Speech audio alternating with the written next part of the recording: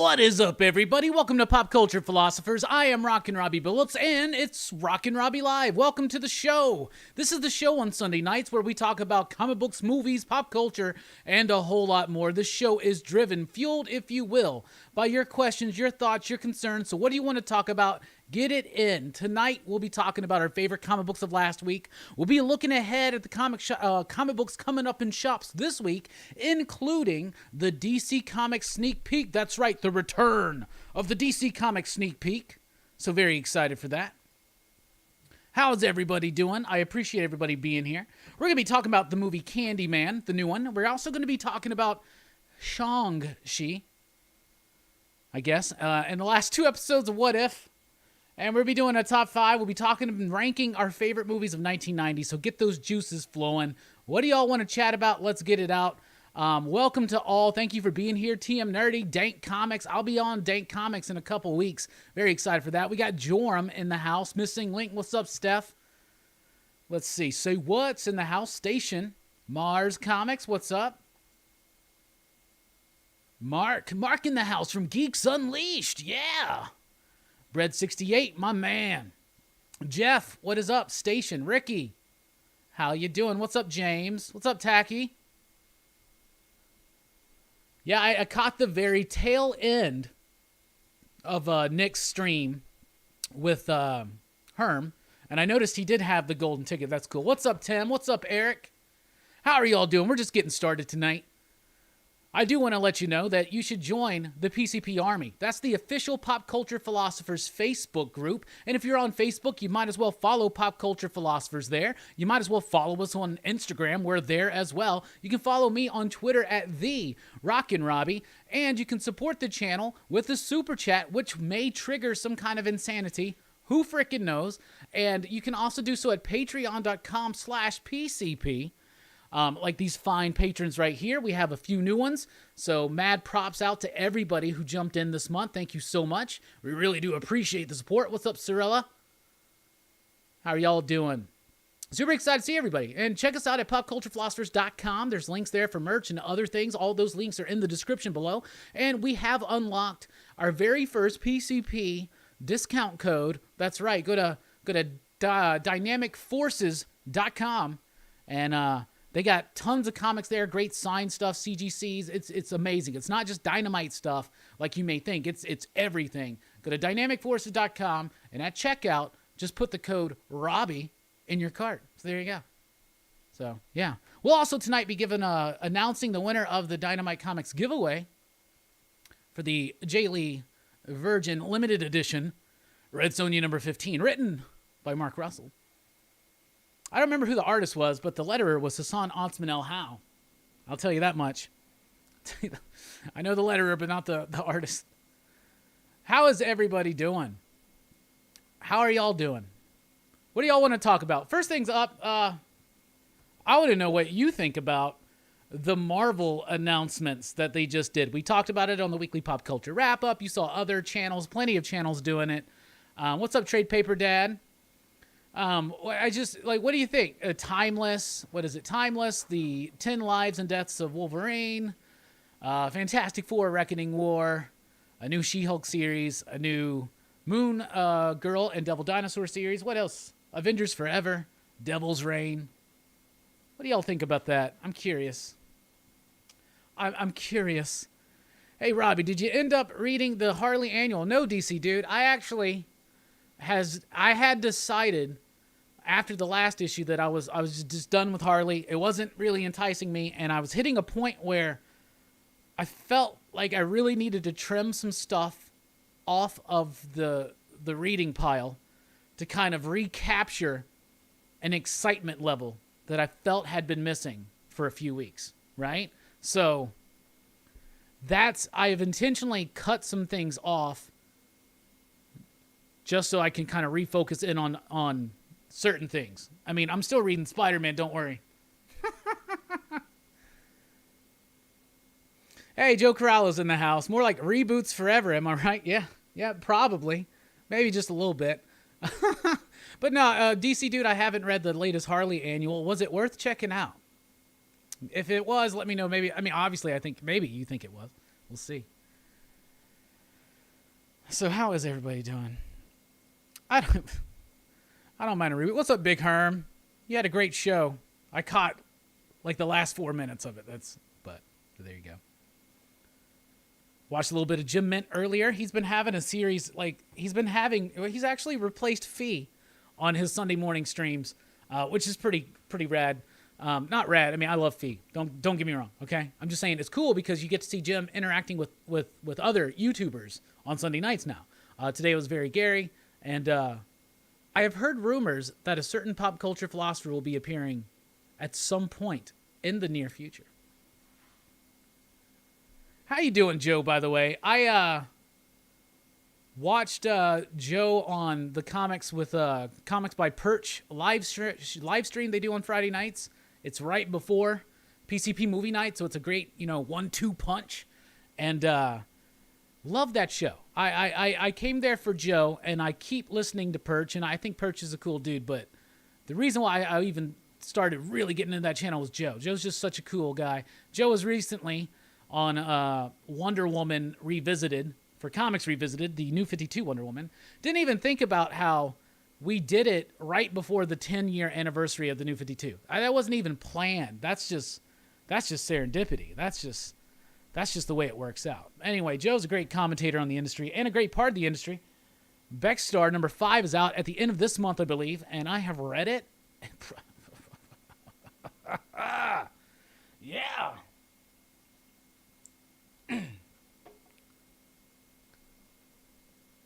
Who's that, Robbie? Manny? What are you talking about, Manny? What are you talking about?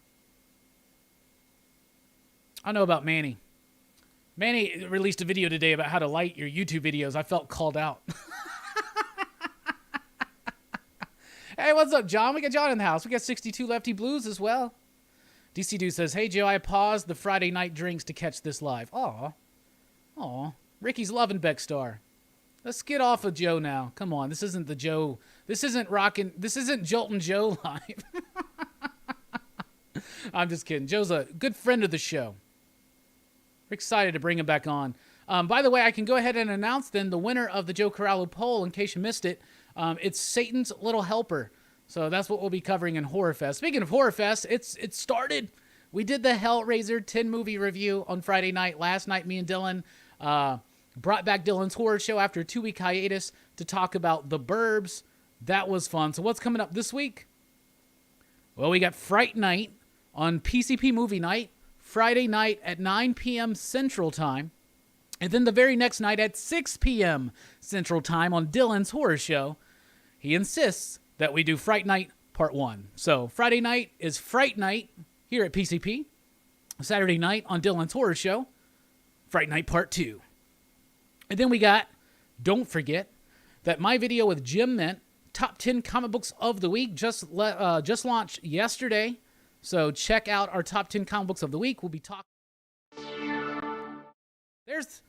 Hit the wrong buttons. I thought there was more to talk about. There is. Tomorrow night, I do want to point out that we have Gavin Smith on the channel. He is the artist of books like Accelerators, Dead Legends, and the upcoming Star Trek, The Mirror War. So there you go. What's up? Nick says, I felt called out as well. He's teaching me how to do it right. Here's the thing. I know how to do it right.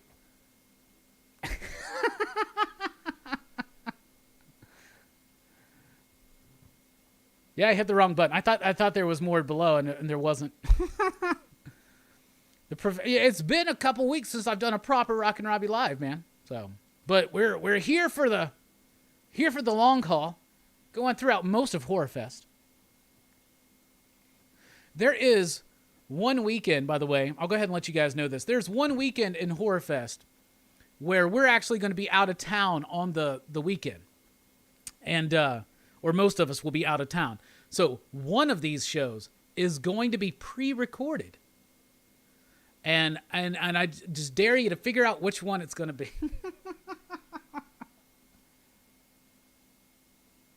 I'm sure you can piece it together if you know if you follow the channel. Anyway, let's get it going. Somebody had asked me a question about one of those books. What was it? Hold on. What's the deal? AJW, what's up? Oh, what's the deal with the new Wolverine series? So, it's been Percy, who my interest in his 2X books, which have been two of my favorites, has been waning. I could be influenced by disappointment with the exodus of Hickman, but it's the 10 Lives and the 10 Deaths of Wolverines. It's two series that are supposed to be the new Hoxpox, I guess, for the post-Hickman era. It promises to be what House of X and Powers of 10 was, but I guess specifically for Wolverine, I don't know, man. We're going to have to see. I'm going to wait and see for everything Marvel. There is no announcement that Marvel gives that's inherently just making me go, hell yeah, I'm down for that. Like, everything for me has been wait and see. As it should be, but I like to have a level of excitement about what's coming up, you know? Mark says, they all seem connected to the MCU thematically, so wonder if Devil's Reign coming out in December will cause DD and Spider-Man. Yeah, we know that Charlie Cox is in Spider-Man. I think we pretty much know that, right? So I was thinking about that as well, like with the Devil's Reign event happening in December. What's it timed with? Oh, Spider-Man. So yeah, I don't think we're going to get, maybe we will get a little bit more than we thought and actually get some Daredevil, but I don't know. He'll at least be in a cameo or something. But I expect an announcement probably not too long from now about Daredevil. Probably after that. They want to surprise everybody.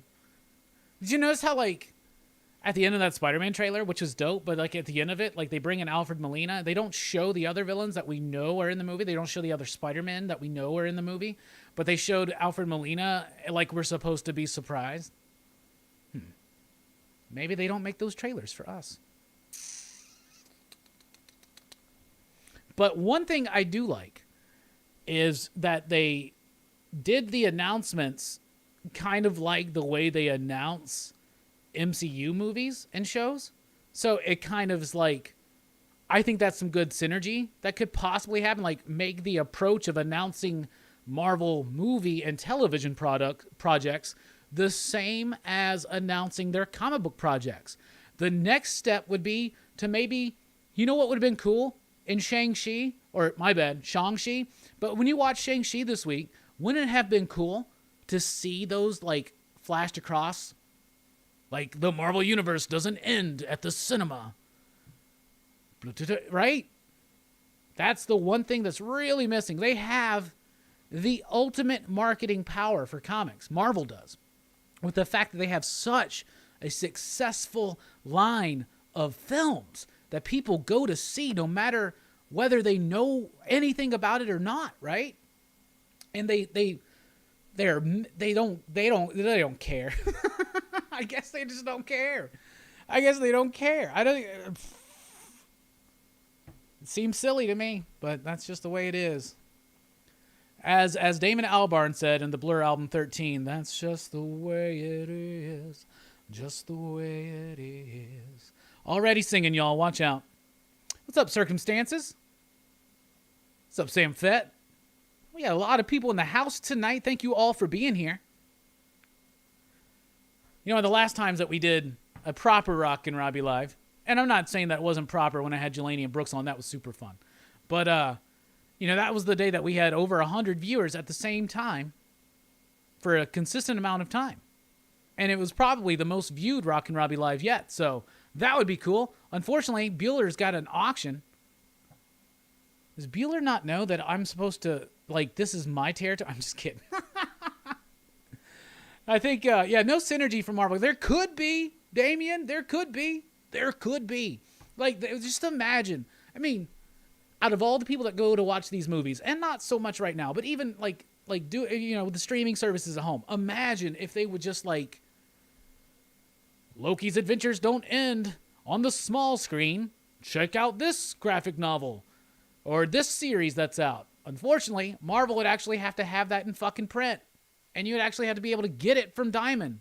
What the fuck ever.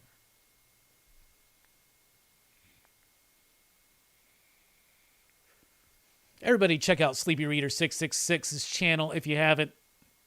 Sleepy Reader's old school YouTube, old school comics, and just new school thoughts. I love it. All right, let's go on to the first six. So we just recently started going back through the Blu-ray collection because it's been expanded upon since last we did this. So let's do it. We're in the A's still. So not a lot. Let's do it. There's The Art of War. Okay. I won't tell anybody that this is a good movie. I wouldn't recommend this movie to anybody. I fucking love this movie. It's terrible, but I love this movie. I don't know. There's something style-wise about it that I really like. Art of War. It's confusing. What's it about? I don't know. It's confusing. It's a jumbled mess, but I fucking love that movie. Why? Because Wesley Snipes kicks ass in this fucking movie. That's why. Next up, Assault on Precinct 13. Come on, I'm 2 movies shy of my John Carpenter collection complete. 2 movies shy. Someone's Watching Me. I've never seen that one. And Body Bags. Never seen that one. Got them on my wish list. Haven't gotten them yet, but there's Assault on Precinct 13. Great movie. Great soundtrack. There's Avengers, with the slip. Look at that. I got the original Avengers slip, bruh. Anyway, there's Avengers. We know what that movie is. I got Age of Ultron right here as well. In my opinion, the worst MCU film. Most people don't agree with me, and I'm cool with that. I'm fine. But this is the most boring and dull and unfulfilling of its promise MCU film. That's just me, though.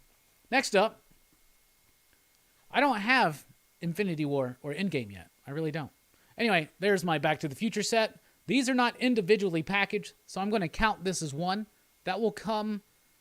Remember that, because that will come back at the end of the show. But this is Back to the Future, The Complete Adventures. This contains Back to the Future, Part 2 and Part 3. So it's 1, 2, and 3, and the animated series. So it's really freaking cool. Let's take a look at it inside. It's got a nice book to it. I haven't actually watched any of it since I've gotten this. But I have flipped through the book. And I actually love sets like this. Some people hate them because you can scratch them or whatever, but there's a lot of special features. I like these book flip things. There's 1, there's 2. Back to the Future 3, which is a movie from 1990. There's another bonus disc right there. There's lots of features on all these discs. There's the animated series, Season 1. Continuing Season 1, I guess. Did they do more than one? Yep, there's Season 2. You know what they need to do? A Bill and Ted set like this, especially now that, and there's the rest of Season 2. Especially now that we have Face the Music and the whole thing's kind of done.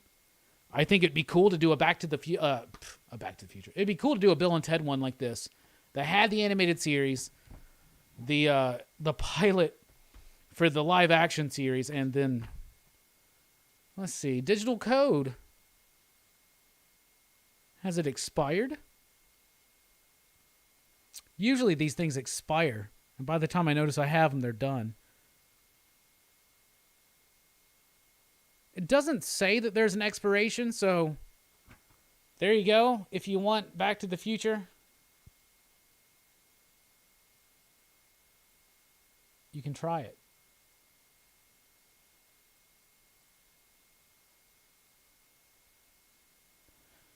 So anyway, and then the final one in the first 6 is Bambi with the slip. With the slip, y'all. No reversible cover, but yeah, Bambi. I mean, I collect classic movies, and I love Disney classics. I just do. John says, I'll give you a digital code for these nuts. We're gonna work, John, on your D's Nuts deliveries. I tried one that was bad the other day. I don't even remember what it was, but I tried one. I was like, I think this would work, and it wasn't. Steph says, I think that's Thor 2. Talking about the worst MCU film, I think it's one of the worst too. But I honestly think Age of Ultron's worse. And I honestly think that I actually don't like Doctor Strange. That's anathema to say sometimes to some people, but I don't like Doctor Strange either. The movie.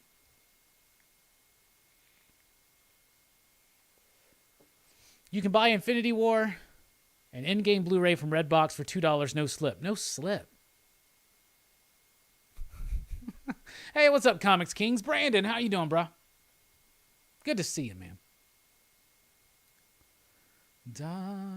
Jelani is here, of course. What's up, Jelani? Station? Well, we had an interesting conversation outside of the theater last night after I watched Shang-Chi. Fucking, I hate saying Shang-Chi. Jelani says, Age of Ultron is awesome. It introduces Vision and Scarlet Witch. It creates the conflict for Civil War and gives us the worthiness of Thor's hammer and Cap. Good for you, Jelani. I think Age of Ultron is the worst MCU film.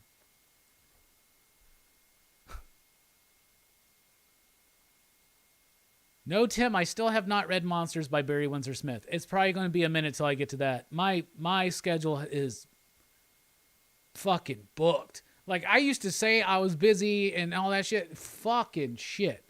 No. Nah. It's just no time for shit, man. I swear. I want to, though. I really do. So maybe I will. I want to. I mean, I will. I don't know when.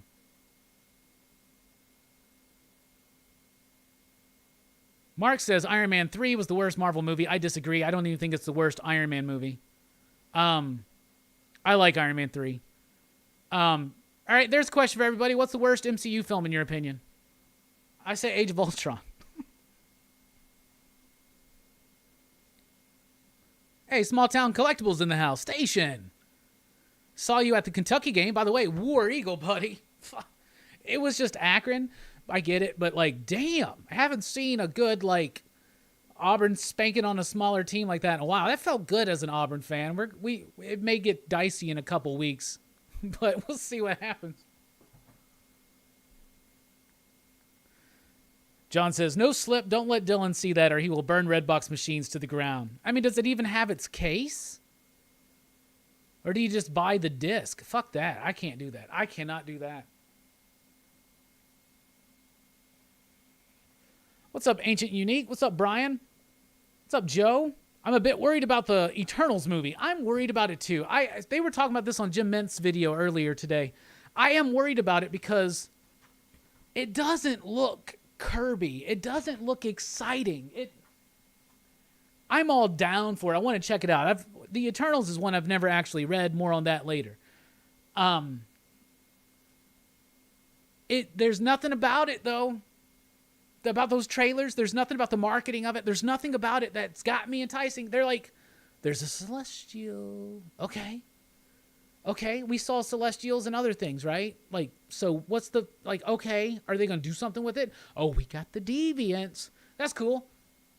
Why the Deviants just look like any random ass fucking mutated steed in a fucking Lord of the Rings movie or whatever. Whatever. I don't know. I'm going to try to be positive now for the rest of the day. But I am worried about Eternals. We'll see what happens. I hope it blows me away.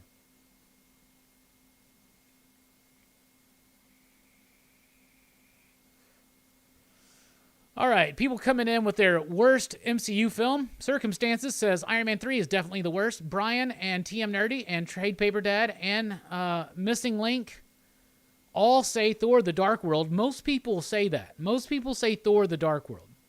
I would dare to say that movie is just slightly better than Age of Ultron and Doctor Strange.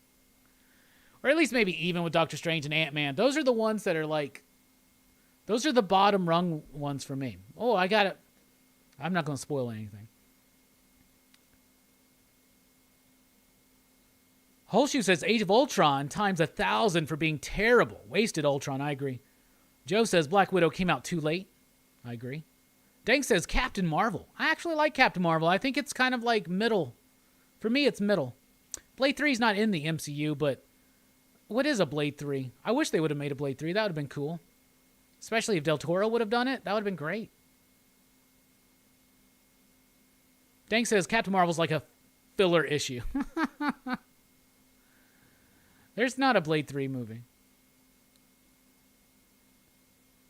Small Town says, dude, it felt good just to be back out amongst the big blue nation, and we played great. Yeah, y'all did. Y'all stick to basketball. Stop trying to... We already got a stacked enough SEC, and then we're adding in Oklahoma. Did you see Oklahoma just get almost beat? Jesus. There's some upsets this week, too. Not super big, though. Fuck, who won Georgia Clemson? I never even fucking checked on that. Because I went to Shang-Chi. I did Dylan's Horror Show, and I went to Shang-Chi, and I had the Auburn game on. I had Georgia Clemson were playing, but I had the Auburn game on because Homer, baby. So I don't even know who won that fucking game. Who won that game? I didn't even notice. I watched SportsCenter last night. I never even saw them talk about it. I must have caught it at the middle or the bottom of the hour instead of the top and bottom, somewhere in the middle of the top and bottom.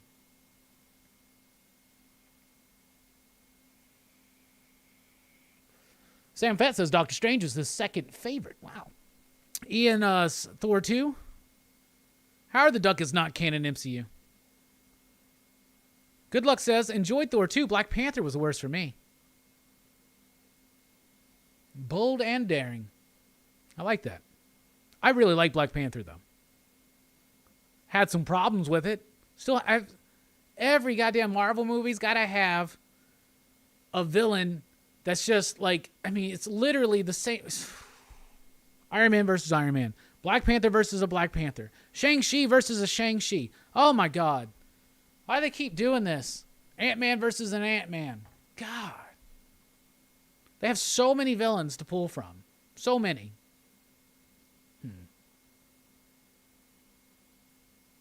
Do you know what would have been a good villain to put in to the Shang-Chi movie? Taskmaster. Would have been a better pull for Shang-Chi than Black Widow, I think.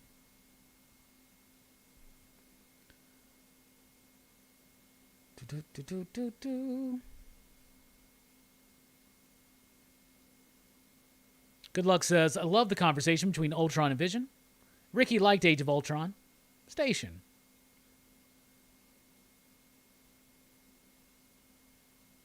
Georgia beat Clemson. Really? Wow. Good for them. How did I not see that on SportsCenter last night? I caught the end. Okay, yeah, because I caught the end of College Football Live, the very tail end. Then it went to SportsCenter. And I guess I watched it. I must have fallen asleep.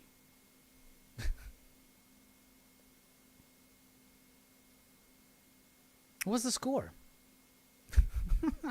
Let's get so far by. Who won that damn game last night? I didn't even think about it this morning. I woke up this morning. I was like, oh. Nope, NFL's not back yet.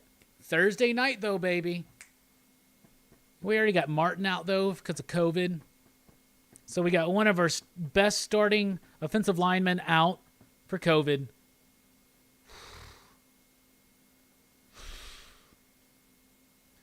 We'll see.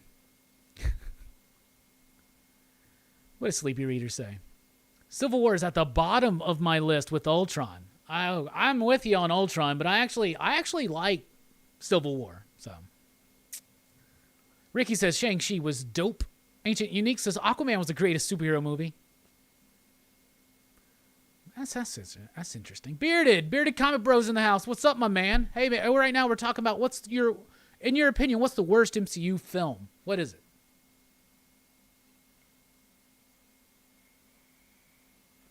Yeah, I had my Auburn glasses on. You know it, baby. And I was like, I'm pretty sure we're going to win this one. We have a new coach. It's going to be a whole new thing. Bo looked really good. I mean, but it's Akron. You know what I'm saying? So it's like, I'm not getting too excited. But I'll tell you what, in the last few years, those easy games were stressful as fuck. It was nice to have an Auburn game that was not stressful. Bearded says Thor Dark World.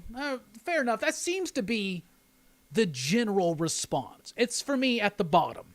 For me, my bottom rung MCU films are Age of Ultron, Doctor Strange, Thor Dark World, and Ant-Man.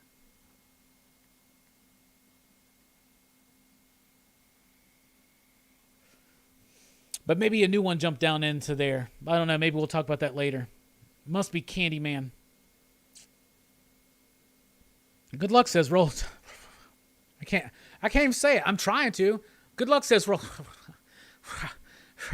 I just physically can't do it. Thor, the first one? Wow. I really like the first Thor film. Interesting. Bearded says Doctor Strange for me too. Good Luck says I enjoyed Ant-Man. Well, that's cool. We can all agree and disagree, and that's what's fun about it. But like, it's interesting to see how people feel about things. Like when we did the Hellraiser review on Friday night, like that was a really cool thing to see a movie or a series of movies where it, aside from like the first couple and a few others, but like for the most part, like there would be these random Hellraiser movies that one of us would absolutely fucking love for some reason. And then one of us like really hated it. And then there has never been a lower reviewed movie outside of like as in a whole PCP collective than Hellraiser Revelations, which is Hellraiser 9. Like that is literally one of the worst movies I've ever fucking seen. Thank you, Albert. Albert's here and says, I enjoyed that Hellraiser review on Friday. Well, thank you. I think we had a lot of fun. I think we're getting better at being able to do these 10 movie franchise things, getting through it. Because we actually I think we dived in deep on some of them a little bit, and then the franchise overall for sure. What's up, Comic Book Therapy? How's it going? Damn, it was 10-3. Damn, it was 10-3. Damn.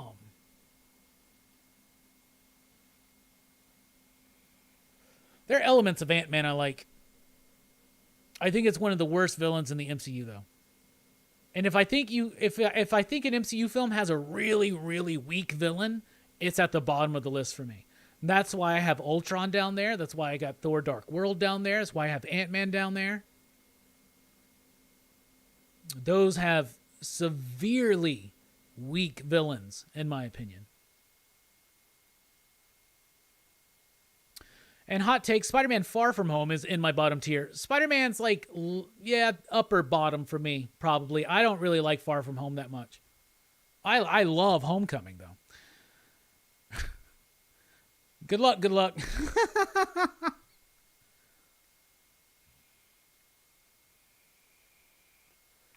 Nick says 60 in the chat. Gently smash that like button. That would be really cool.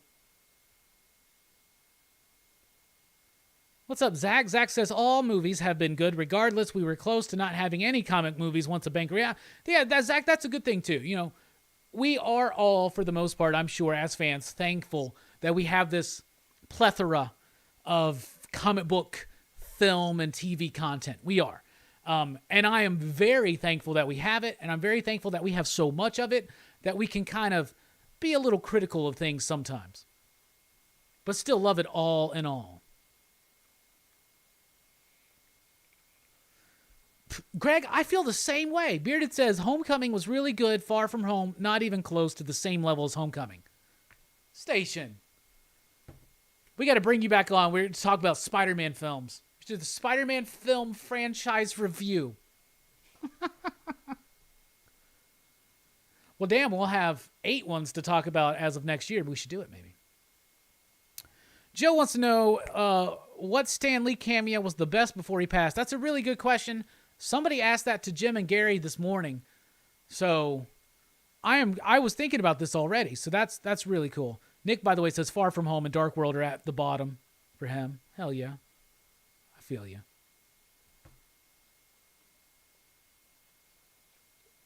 Circumstances says, look, guys, I love the Captain America movie in the 80s. We've come a long way. Yes, we have. Yes, we have. We definitely have come a long way. I remember all the Fantastic Four movies. I hope we have come so far that we can finally get a good Fantastic Four movie. Wouldn't that be fucking crazy if we got a good Fantastic Four movie? That would blow my mind. That'd blow my fucking mind, y'all.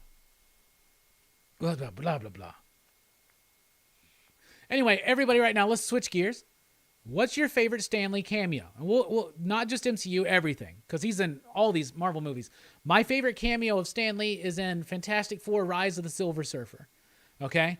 And in that one, if you remember, it starts with the wedding of Reed and Sue, and the guests are coming in, and Stan Lee's approaching, and he goes, "Are you on the guest list?" He goes, "Yes, I'm Stan Lee." And they go, "No, you're not." And they don't allow him in because they don't believe he's Stan Lee. That's probably my favorite.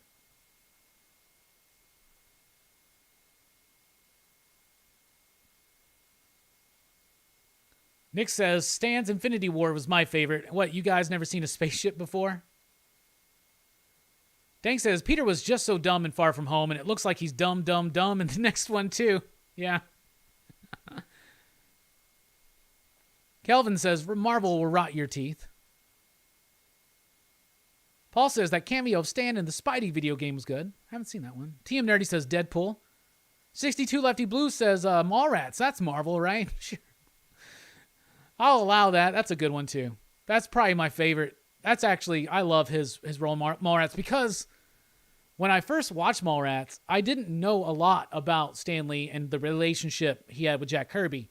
Once I learned about that in my early 20s, it kind of tainted some of my enjoyment of Stan Lee. I love that people love him and respect him and all that stuff. That's really cool. I think that's awesome. But I have a certain thing about Stan Lee. 62 Lefty Blues with the package for Tony Stank. I like that one too. Tony Stank.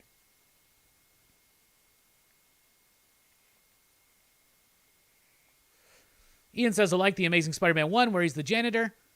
Yeah, he's the janitor listening to music and the lizard are fighting behind him. That's actually a good one. Thor Ragnarok, says Dank Comics. Lots of Mallrats in there. TM Nerdy says, I did enjoy his cameo in Captain Marvel. Yeah, because isn't he practicing his Mallrats lines? Bobby says the first Fantastic Four movie, or the first Fox Fantastic Four movie where he was Willie Lumpkin, that was a cool one. I like that.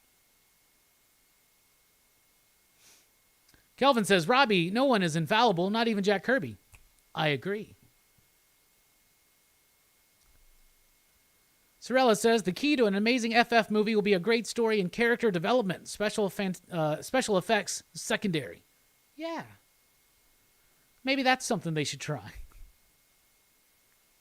Give us a good story and some good characters, right?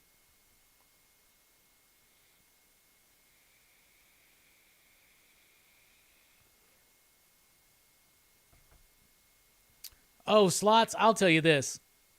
If Galactus does have a wiener, it would appear as big as you would be able to conceive it.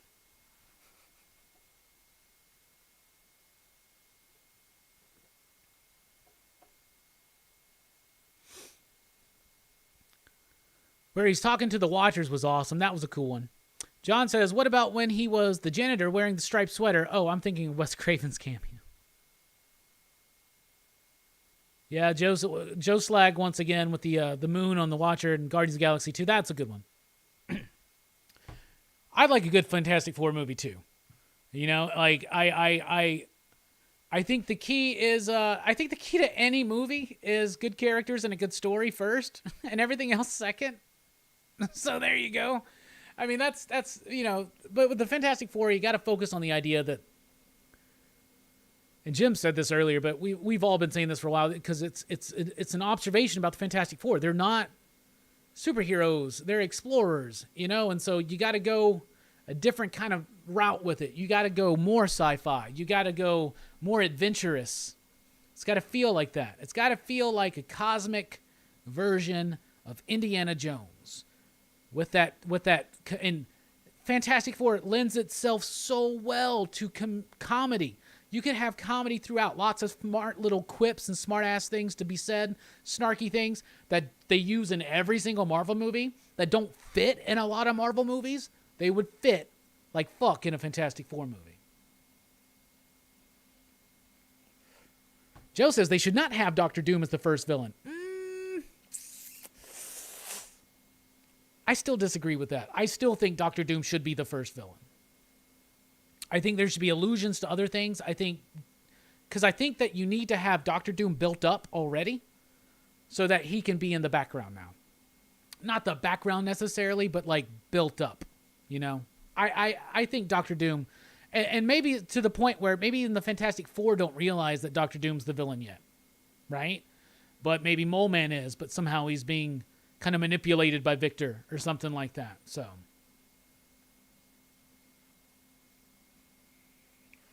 Kelvin says, quick question. Did the movies bring in new comic customers? The simple answer is yes. The more detailed answer is yes, but not as much as people want. And the other answer is, do they stick around? Most of them don't. So it's a very small number. And mostly what happens is people will come in and they'll be like, hey, I want to read, say, the last time this really happened. Because it didn't, like, people, I haven't had anybody come in, me personally, but I'm not actually active on the floor as much as I used to be. But nobody has come up to me personally and said, hey, yo, what's a good Suicide Squad book? I love that movie. But we had a lot of people say come in after Infinity War who wanted to read Infinity Gauntlet. Actually, they wanted to read Infinity War to find out what happened, but then we had to say, oh, actually, it's Infinity Gauntlet that you're looking for, and it's going to be different. And then some of those people read it, and we never saw them again. Some people read it, and they were like, that's cool, what else you got? You know, some were confused that they were different, you know? So overall, the movies don't bring in a lot of comic book fans, but also, like we were talking about earlier, they don't do a lot of, like, efforts. They don't have efforts to, like, make the movies market the comics as well. I know it feels like we're a big, strong army, and we are. But some people actually don't even know that they still make comics. It's crazy.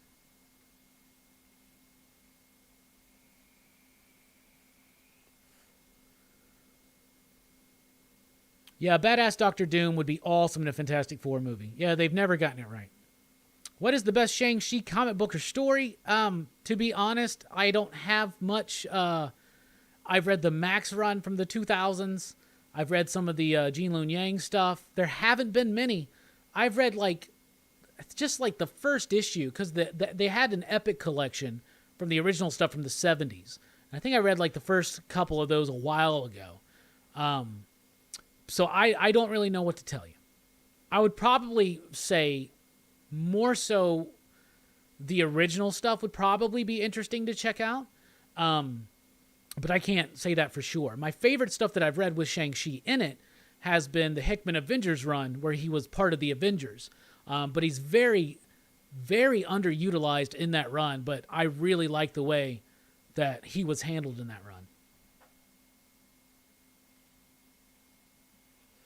D says, lots of comedy between Johnny and Ben in the early Lee and Kirby issues. There is so much to pull from there. Yes, there is. So freaking much.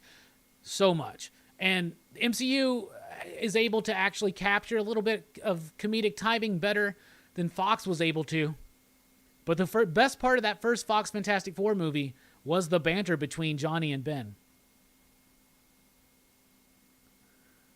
Do Doctor Doom like Thanos in the first Avengers movie build up to him?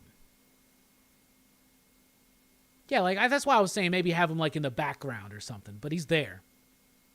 He's tied in, Victor. Trade Pater Dad said Infinity Gauntlet was not that good back in the day. No, I haven't been keeping up with the Harvey Awards.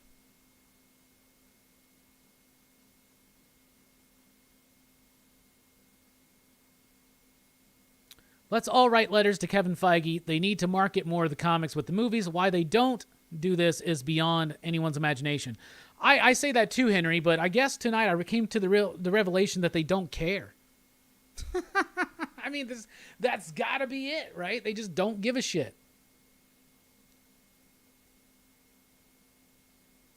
Ricky says, I like the way they did Taskmaster in the Black Widow movie. Do something like that for Doctor Doom, just more traditional.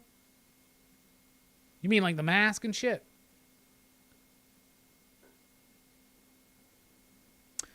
TM Nerdy says, my town doesn't have a comic book store. When I tell people I read comics, they look at me weird and say, oh, you read older comics? I'm like, no, new comics.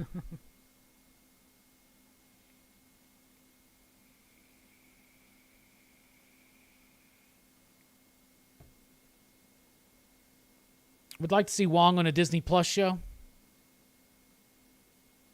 Good night, Mark.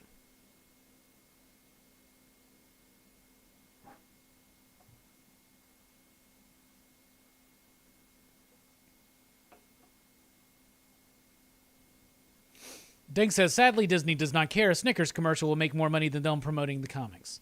All right, let's get a little bit more positive. We were talking about our worst MCU films. Favorite Stan Lee cameo, so that's nice. Here we go. Let's talk about our favorite comic books from last week. What's up, Jim Mint? Jim Mint's in the house.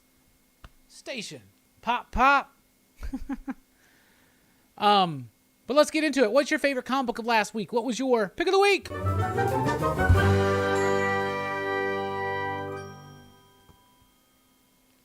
For me, it's The Many Deaths of Layla Starr, number 5, the final issue. This was not a surprise or a shocker to anyone, including me. This book was amazing. It has been amazing. It is pure literary poetry in comic book form. This is an evergreen book that will always be able to be sold by people like me in the comic shops. When people come in and go, yo, man, I like Neil Gaiman. Yo, man, I like Alan Moore. Yo, man, I like all this cool stuff. I like Saga. I like these cool movies. I like cerebral, fantastical takes on fantasy and science fiction worlds and shit. And I'll be like, you need to read The Many Deaths of Layla Starr, bruh. And gal, like, this book is awesome. And it was such a perfect finale. Once again, if you're not familiar, The Many Deaths of Layla Starr is about the goddess of death being fired from her job because a human has invented or will invent immortality. Right? So she gets banished from heaven and she has to live a mortal life. And each issue of this is a different one of her lives because at the end of each issue, she dies. And she also meets the individual who will create immortality in each of these issues progressively through his life as the issues progress. It is a contemplation on death and grieving. But in a story about death, Ram V has crafted a story about living. And that's the point of death. That's the point of change. That's the point of understanding these concepts is we are all going to die one day. And ultimately, Marvel Studios doesn't care if the comic books sell, right? And the universe doesn't care if you make that quota at work or whatever. But knowing about death and knowing about the terrible abysmal nature of existence that could possibly be. It's about making your own life. It's about making your own purpose, your own meaning. It's about living. This book was nuanced. This book was whimsical. It was brilliantly beautiful. The artwork by Felipe Andrade was freaking fantastic. It was amazing. And World Design doing the lettering. The Many Deaths of Layla Starr, to me, is not just the pick of the week, but so far, it's the pick of 2021. This is the best book of the year I've read so far. I love and adore this book. I want to know, what did you think about this book? And what was your favorite of last week? What was your pick of the week?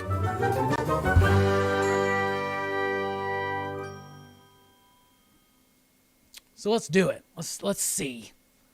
Let's see what everybody says. Pick of the week. I like the way I say it too, Jim. Thank you. 69 in the chaps. Nice. 69, dudes. Hit that like button, everybody. That helps us out. Good Luck says, I'm getting through my Jim Lee X-Men IDW Artist Edition. It's awesome. Oh, I bet it is. Those Artist Editions are amazing. How come you didn't get the foil cover? Zach. I did, but it shows off so much glare, so I just pulled this one, but I got both. I'll try to bring it out for show and tell if I remember. I've been getting both on those. You know I got the foil cover. I can never resist a foil cover. I'll sit here and complain and be like, there's costed too much for this comic book for 8 pages. I don't care. Oh, it's $1 more for 6 more pages, 8 more pages. Oh, what garbage. Oh man, this is $1 more, but it's a foil cover. It's a must buy. Jeff says, have to go with Geiger. What an emotional ending. Yeah. All these emotional comic books lately, right, Jim? Yeah, I love Geiger. It was my number 2. It was amazing. Don't forget to check out my top 10 video I do every week with Jim Mint Collectibles on Jim Mint Collectibles, where you'll know that Geiger was my number 2. It was his number 2 as well. It's a super cool book. Jorm says, only one on the pool this week. What was it? Officially Unofficial Geek says, my pick of the week is the Harley Quinn 2021 annual, different artist than usual, and the great story that could come up later. Okay. That's the second time I've heard that tonight, that was a good book. James says, I feel like Layla Starr is easier to explain than Decorum. It's not. Decorum is a simple story about this guild of assassins being tasked to... Never mind.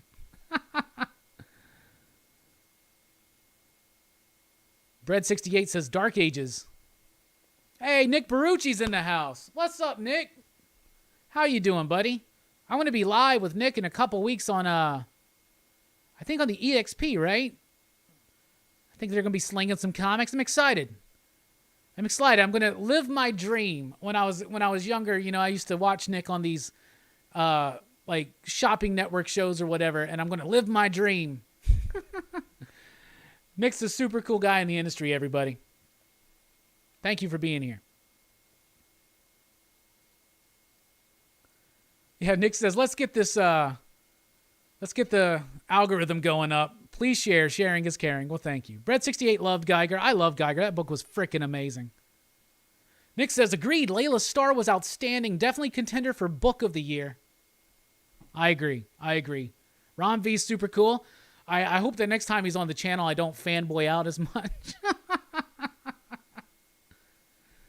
Paul Tompkins says, Layla Star was fantastic. Pirate Queen and Monster Kill Squad from Bad Idea were really good too. Too bad they're coming out from Bad Idea. Yeah, and nobody can read them.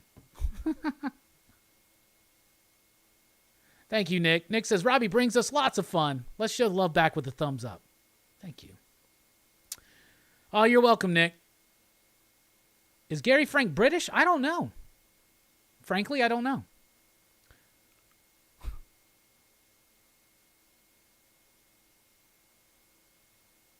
Layla Star is a simple story. Layla Star is complex, but Decorum is a simple story. Decorum, when's the last issue of Decorum coming out? Okay. So Verno from the Cerebros messaged me, and he's like, hey, here's some dates I got available. I want to have you back on the show. And I was like, yeah, I'm always down to talk with Verno about comics. And he's like, this day is like the last week of the month. He's like, September's last Wednesday would be great because it's the last issue of Decorum. I'm like, you sure about that? And he's like, well, Hickman Substack says it's true. I was like, really? Because Diamond right now says it's the last Wednesday of October. So who fucking knows? When's Decorum coming out? I don't know. Nick lets us know that Gary Frank is British. There you go. I didn't ever know that. I never knew that. I couldn't tell. I couldn't pick up on his accent through his artwork.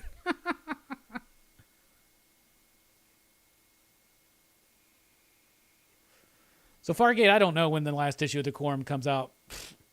Diamond right now tells me it's the end of October, but apparently it's supposed to be the end of September. I don't know. We need something, though. I'll tell you that. We need something. I'll tell you that. All right, it's time to... What else did y'all like? What was y'all's favorite comic books? Let's see. So I saw on Comics Will Break Your Heart this morning, or this afternoon, that Mars, that comic girl, was talking about Pirate Queen. And it wasn't even on my radar, so...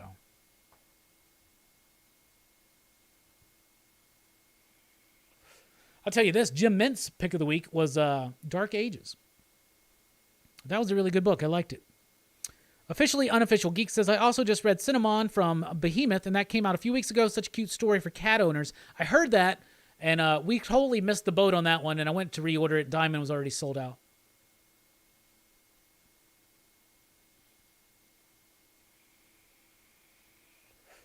Yeah, I'm going to have to make sure to read Monsters by Barry Windsor Smith before I come up with my top 10 of the year.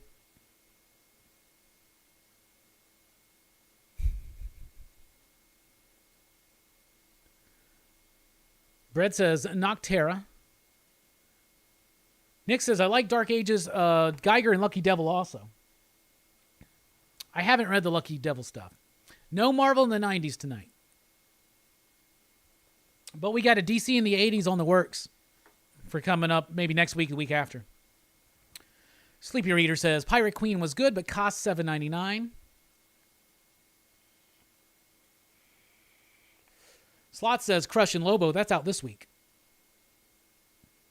Cinnamon Digital is only $1.99. Digital.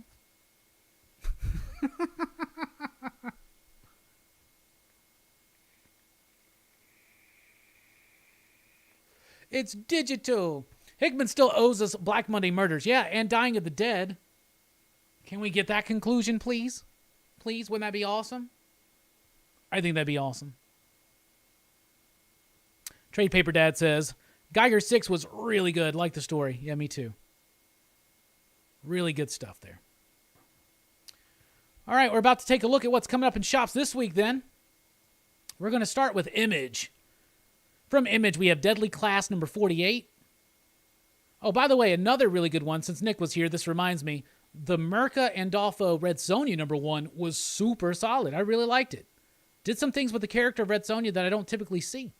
And then after having chatted with Jimmy Palmiotti on the channel Thursday night, I want to get caught up on Invincible Red Sonja because I've been picking them up for my girlfriend, but I haven't been reading them, except for the first issue. From Image Comics, though, Deadly Class 48, it's nearing its end. Excellence #11. That's still going. I thought that was over. Helm Grey Castle #4. The Meat You Love in the Dark #2. Pumped for that one. Moonshine #27. Ordinary Gods #3.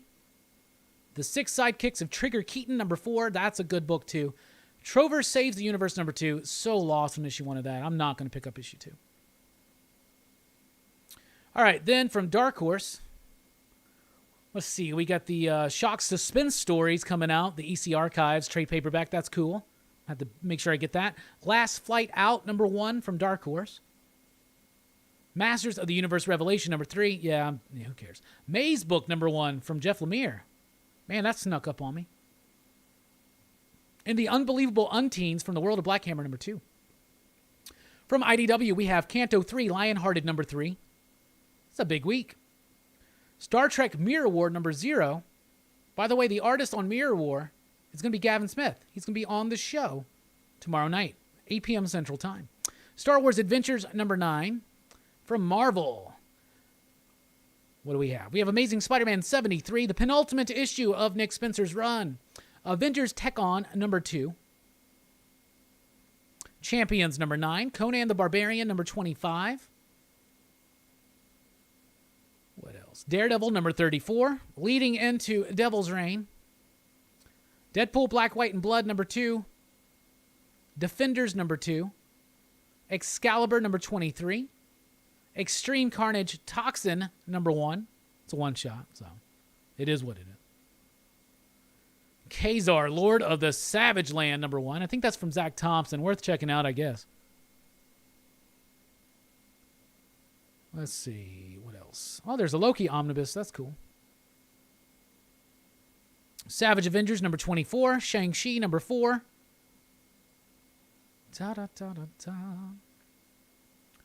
Star Wars Dr. Aphra #14. Star Wars War of the Bounty Hunters #4. X-Force #23. From Dynamite, we got Army of Darkness 1979 #1. I'll be checking that one out. What else we got? Dynamite Lives #3. No, those are just variants. Oh, we got Elvira Meets Vincent Price #2. Really liking that book. Very excited for that one. And we have Kiss Phantom Obsession #2. Hell yeah. Some good ones from Dynamite. Then from Boom Studios, we have Eve #5. That's the final issue. We have The Last Witch collected as a graphic novel. That was a really cool book. Mamo #3. Mighty Morphin #11. From some other publishers, let's see what we have here. We got a third printing of Barbaric #1. Look at that. We got Black Cotton #5, Blackjack Demon #2, Bountiful Garden #1 from Mad Cave Studios. Cinnamon #2. I might have to read that digitally so I can read it. See, Dancing with the Dragon #1, that's from Scout. Deadbox #1 is a new Mark Russell book from Vault. Very much looking forward to that. I've had it in my inbox for a couple weeks, but I haven't read it yet. Devil's Dominion #5. What else? Gin Hunter #2 from my homie Jay Sandlin. Elric the Dreaming City #2. Freak Snow #4. That's from Behemoth. Grim Fairy Tales #51. Knights at the Dinner Table 286. Lady Death, Malevolent Decimation #1. That's a special $25 cover. Never mind. The Last Book You'll Ever Read #2 from Cullen Bunn and Vault Comics. Little Guardians #1 from Scoot. Locust #3 from Scout. MFKZ's #3. I never read that one. I heard a lot of people talking about it. Nine Stones #1 for Behemoth. They're pumping out a lot of stuff right now, aren't they? Orcs in Space #4 from Oni. Redshift #2 from Scout. Savage Circus #6 from Heavy Metal. Search for Hugh, number 1 from Aftershock. Snelson, number 2 from Ahoy. Rolling down the list, telling people what's coming out. Wasted Space, number 23, baby. Oh, only 2 left after that. Witchblood, number 6. And that looks to be about it for what we're doing there. So there you go.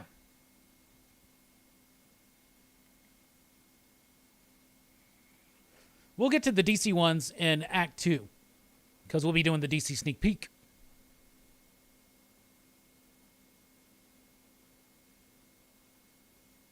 Fargate says, Dark Ages and Sinister War were the only 2 new books I got, but I did get Essential Judge Dredd Origins, so pick of the week is Dark Ages. Hey, Cerebros is in the house. Station. His latest episode with Nick just went up this afternoon. I haven't checked it out yet. Looking forward to it, though.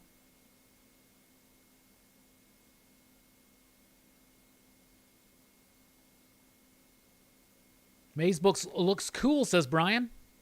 Is Moonshine good? I jumped out of it after the first few issues. Nick is looking forward to last book you'll ever read, Not All Robots. Didn't see that one on the list. Nice House, The Me You Love in the Dark, Kanto, Maze Books, Swamp Thing, and of course Army of Darkness, and a bunch of other ones. Yeah, Cullen Bunn has put out a crazy amount of content.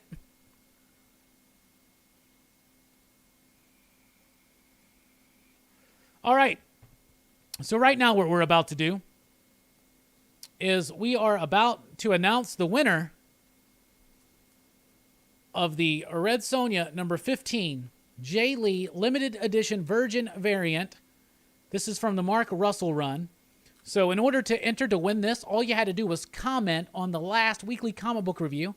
So I've got it all sorted out right here. Let's get into it. There it is. So I got the video loaded, filter the duplicate users out, and we're going to pick the winner. And here we go. And the winning member is Kaiser Jose, whose comment was, I'm going to have to get on Layla's star. Kaiser Jose, you won the Red Sonja number 15. How freaking cool. All right, Kaiser Jose, you won this. So all you got to do is just get in touch with me on any of our social platforms. You'll probably get a quicker response like on, I don't know, like on IG or something like that. But give me a holler. We'll get your address. We'll get this shipped out. This is a courtesy of Nick Barucci and Dynamite Entertainment. So we want to thank Dynamite and everybody there for hooking us up with this. Kaiser, congratulations. You're the winner. Somebody let that person know if they're not here. I haven't seen them here. But yeah, so that's a beautiful cover. And guess what? This Tuesday night on the Weekly Comic Book Review, there will be another contest. This one is a Vampirella cover. Vampirella. So that's going to be freaking cool. All right, everybody, we're about to take a quick break. Kaiser Jose, congratulations on winning that dope-ass Jay Lee Red Sonja cover. When we come back, DC Sneak Peek, we'll be talking about Candyman. We'll be talking about Shang-Chi. We'll be right back on Rockin Robbie Live.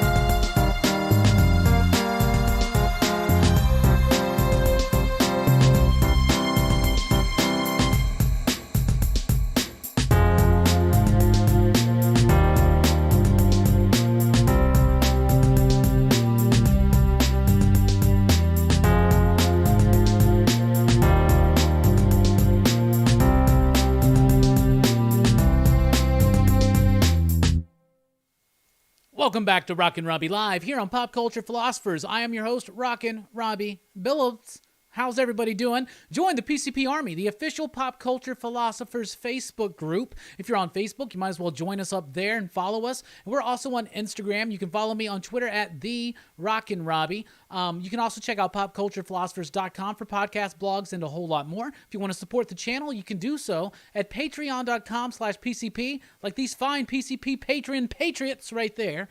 You can also do so with the Super Chat tonight, which will trigger a Joker video, which we haven't had yet. And maybe a Hellboy song. Who knows? But what's coming up here tonight, right now? We talked about our favorite comic books of the last week. We talked about our worst MCU films and all that kind of jazz. But coming up, we got the DC Comics sneak peek. We've got a Candyman movie review of the new one. And we're going to talk about Shang-Chi. Full-on spoilers for Candyman and Shang-Chi when we get to it. So do keep that in mind. We have lost some of our viewership, but that's okay, because Bueller decided he was wanting to do an auction during Rockin Robbie Live, and you know what? Station, my man. I hope he sells every single one of them damn X-Men comics.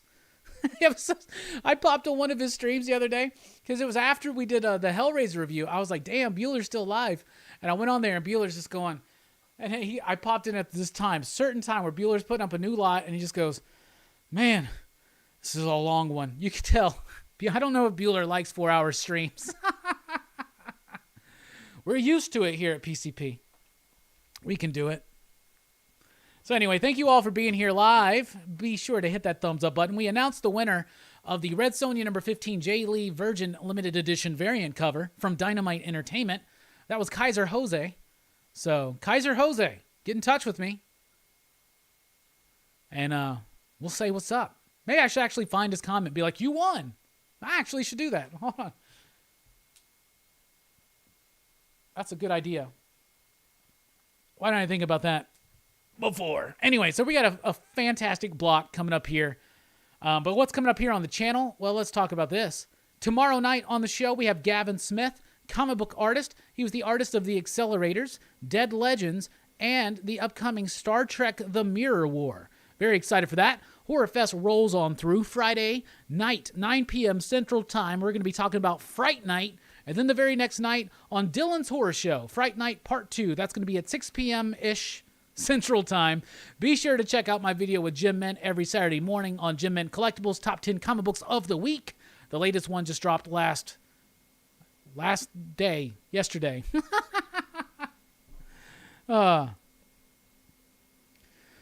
Brian says, he has been selling books for some great deals. I've been close to buying some myself. I agree. Bueller's had some amazing books on that lot. That's why I don't pay attention to those auctions. It's just not good for me.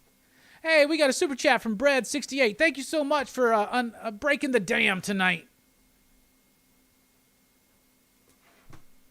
We have a goal in mind. If we hit it, we're going to open up a, what is it? I'm so fucking embarrassed. What is it? Like, I wanted to say Dinobot. It's Grimlock. Anyway, thank you so much, Bread68.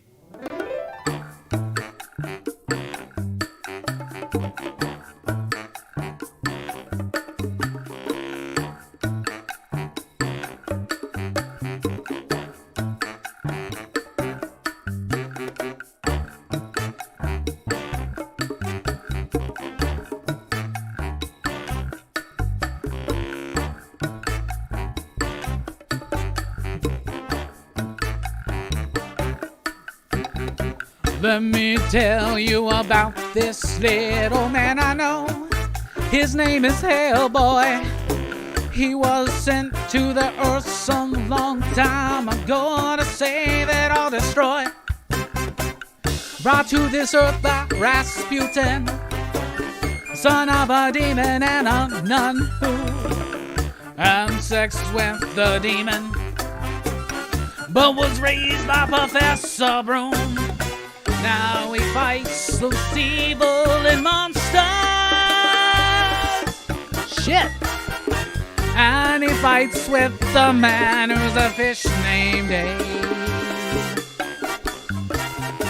Now he fights with a fire starter named Liz. And an ectoplasmic mess named Johann. BPRD.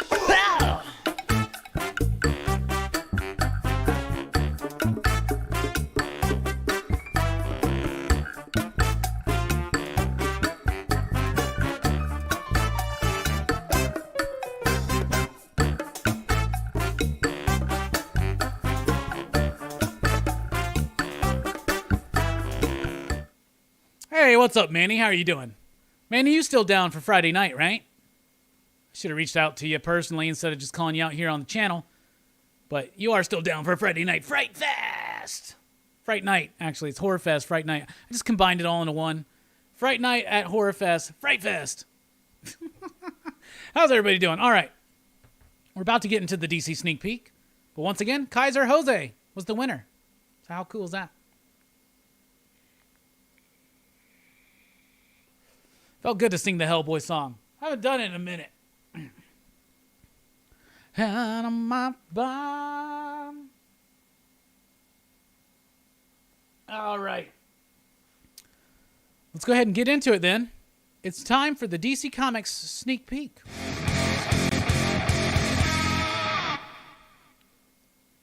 First up, Suicide Squad, Get Joker, number 2. Didn't like this issue. Didn't like it at all. I thought the first issue was okay. It kind of seemed like Brian Azzarello was trying to give us a vision of what he thought the Suicide Squad movie with the Joker should have been. And I love Alex Maleev's artwork, even in this second issue. It's better than what we see in Checkmate right now. But this book is just not for me. It's just ridiculous. It just doesn't make sense narratively. It's just all over the place. And it's just a lot of mischaracterizations. Now, it's a DC Black Label, and I understand that. But it's not grabbing me. That might be the last issue of that I read. Then we have The Joker, a puzzle box, number 2. Didn't like this one either. I really was not enamored with the first one. And the second one I liked even less. So there's this mystery. Who killed the Riddler? And so the Joker is in custody with Commissioner Gordon and Harvey Bullock. Or Harvey Dent. No, Harvey Bullock. I had it right the first time. And there's supposed to be this big mystery. They're revealing these clues. You're supposed to be able to figure it out together. This is an extended miniseries, so it's like, Jesus, it's like, I think there's 7 or 8 issues. The price on this one is $6.99 right here. This one's $4.99, and I didn't like it. I just didn't like it. It has a couple different artists. They're doing their cool, interesting things, but it's just not flowing for me. It's just not interesting. And with so many Bat books out there that are so centric around Batman, the Bat family, and the Gotham villains, it's just an easy kind of toss, and it sucks because I really do like Matthew Rosenberg. Justice League Infinity, issue number 3. I liked issue 1. I really liked issue 2. 3 is okay. It still has this nice, kind of old school flair and feel to it. J.M. DeMatteis, being one of the co-writers, probably helps lends itself to that. This is a continuation of the Justice League animated series, and it's dealing with the multiversal type stuff. They're leading into their own crisis or whatnot. There's a lot of this kind of stuff going on right now, and as much as I am into the multiversal stuff, it is starting to get maybe a bit too much, but I do still like this. It's nice to see Earth 23, but they call it Earth D. Earth D. Do you say Earth D? Anyway, so it's a little bit different, but it's cool, and it's okay. It's okay. It's definitely, I'll probably try it out. Sensational Wonder Woman, issue number 7. I thought this was going to wrap up by now. So these are one-shot, self-contained stories by different creative teams.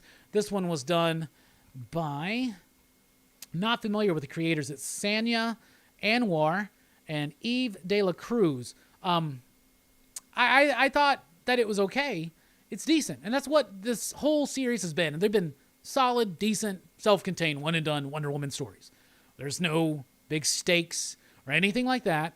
But it's decent and it's okay. And it's a really cool cover. So if you've been reading this book, you know what it is. So you know what you're going to get. It's a decent enough issue. It was okay. Crush and Lobo, issue number 4. I like this issue. I thought it was super solid. There's definitely more Crush in this book than there is Lobo. I'm not super familiar with the character, but I am becoming a little bit more intrigued and engaged with the character, dealing with her relationship with Lobo. Lobo's been in a space prison. He convinces his daughter, Crush, to come and visit him. She's confronting these issues that she has with him, and he winds up swapping places with her in prison. So this is her in prison trying to figure out a way out, which I thought was actually pretty neat and clever and cool, and I liked it, and I liked the setup, and this has been a pretty freaking cool book. So I like that one. Suicide Squad has an annual and a regular issue out this week. How obnoxious is that? All right. Very important. Read the annual first, because the annual ends the story that we've been reading. And it was a weak ending for me. I didn't like the revelations about Superboy. I didn't really dig on, I mean, it's taking it to a, I guess, interesting place for Suicide Squad, but it's just not vibing with me as much as it was in the beginning. I really was liking it, but now that we understand more of Waller's plan and what the Superboy is up to, like, it just fell flat for me. But then we get a new story arc kicking up in Suicide Squad number 7, which adds another level to what was revealed here. That is a bit more intriguing. So I don't think I can quite drop this one yet, but this was kind of obnoxious because Ambush Bug is in this issue, and he's like a worse version of Deadpool, like, in a way, and it was really obnoxious. So that kind of threw me out, but some of the stuff done with certain characters, in particular Rick Flag, very sold on that. So it was a big mixed ass bag from Suicide Squad this week. We have Blue and Gold issue number 2. I liked this issue better than issue 1. I thought it was cool.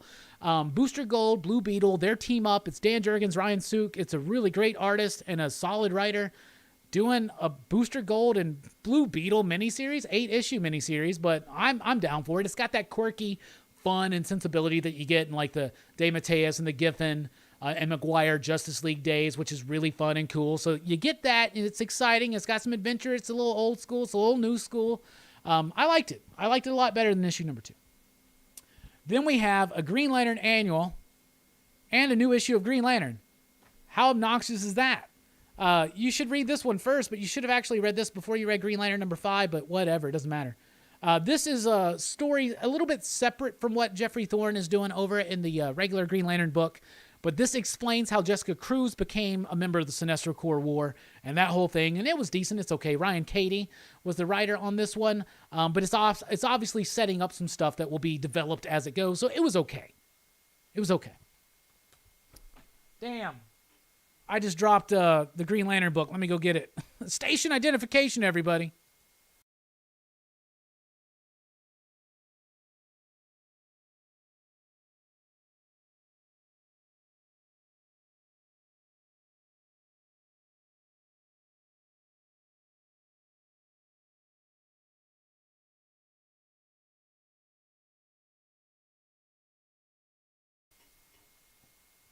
All right, we're back. All right, so moving on to Green Lantern number 6. This one was all right. I was really expecting more out of this. I've been digging this series more and more as it goes. But this one kind of fell a little bit flat for me. There were some things moving around that I felt kind of disconnected from. I felt like it was jumbled around a little bit, just maybe a bit clunky. It didn't quite fire off enough for me. There's a lot of potential here with this Green Lantern book, and I'm in for it because I'm excited to see something different, but it's starting to feel like it doesn't quite know where it's supposed to go.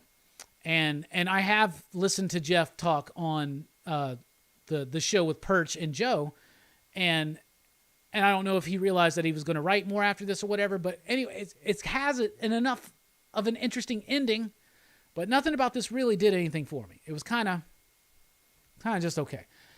Batman Catwoman issue number 7. So this starts Liam Sharp's, I think he's got a 3-issue run that he's doing here.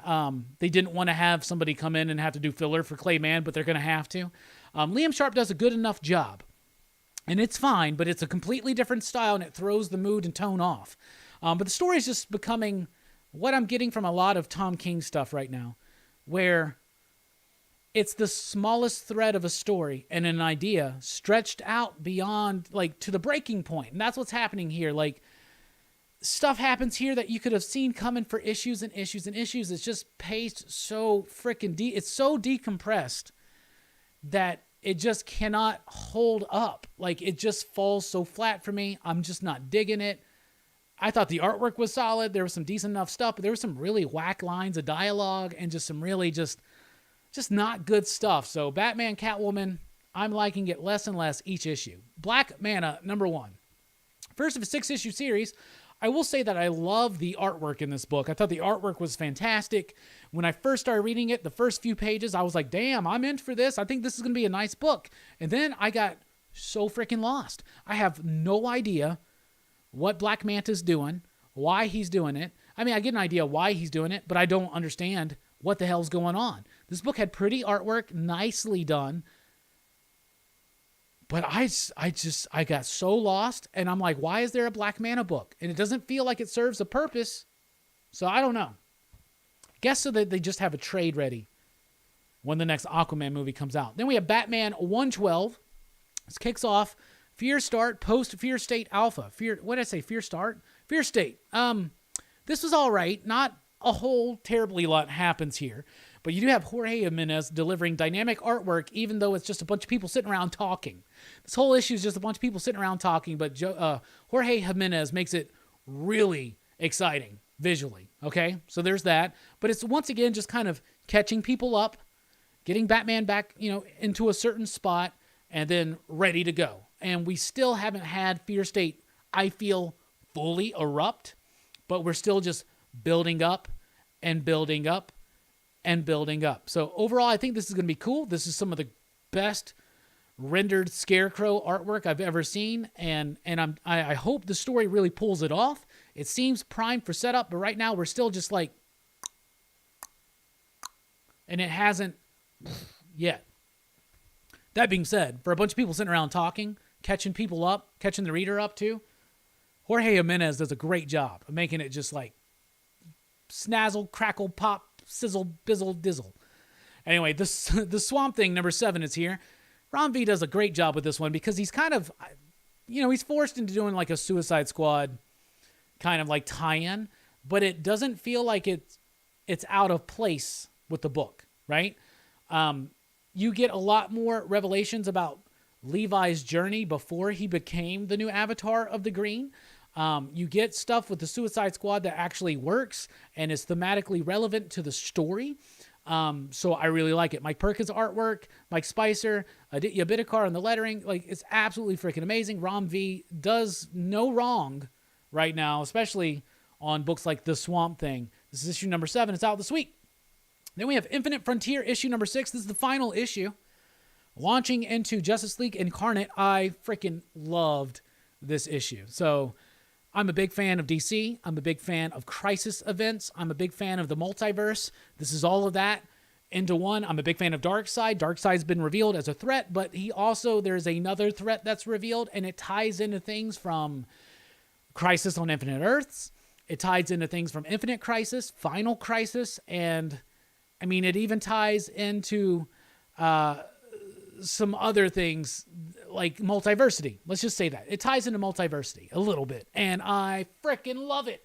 It's amazing. It was cool. I'm primed. I'm ready to see where this goes because the new Crisis is on the horizon, but I'm all about it. I'm just all about it. Let's just be honest. You know me.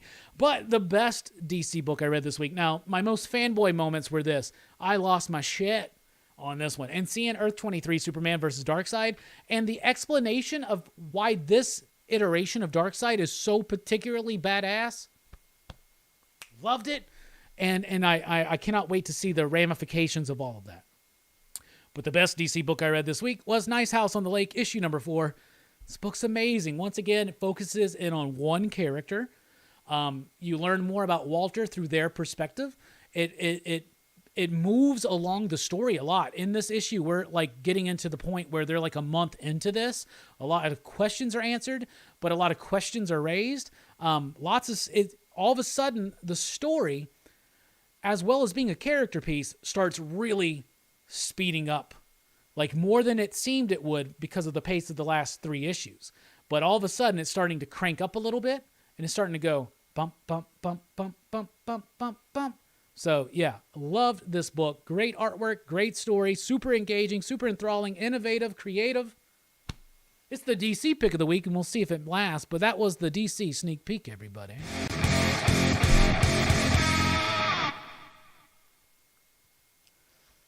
So I follow a Dallas Cowboys channel on YouTube, and they use that same bit right there. So the music, during that whole bit, the dun, dun, dun, dun, dun, meow, they use it on their videos. I think it's fun. Tynan's taking a hiatus, right, from DC? No, he refused. What happened was Tynan refused to sign a new exclusive, and he wanted to do more of his own creator-owned stuff, and he moved over to Substack to do some stuff. But he does still have Nice House on the Lake. It is taking a break after issue 6, I believe. I think it's issue 6, right? It's taking like a 4-month fucking break. That's too much, but the idea is that when it's all collected in one trade, it's going to be like an evergreen story, so that's cool.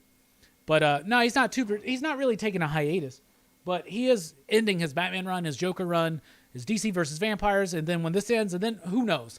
I think he's banking on the name he's made for himself in the industry now, so I don't think he's going to have too much DC work going forward after all these series wrap up.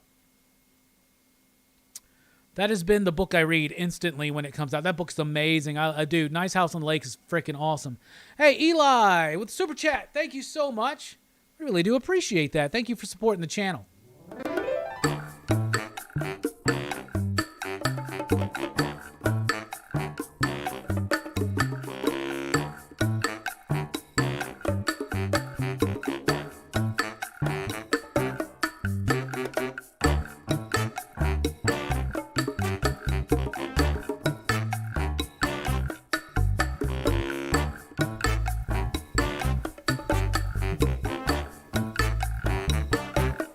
Yeah.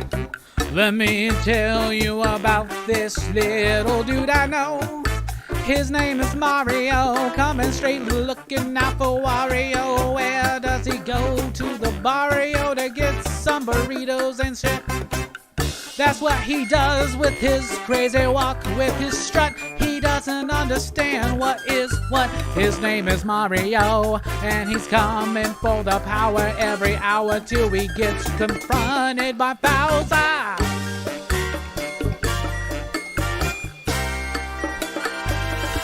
Onslaught gets in the mix, starts blasting shit at Mario. Bowser's happy and he's shaking his head no.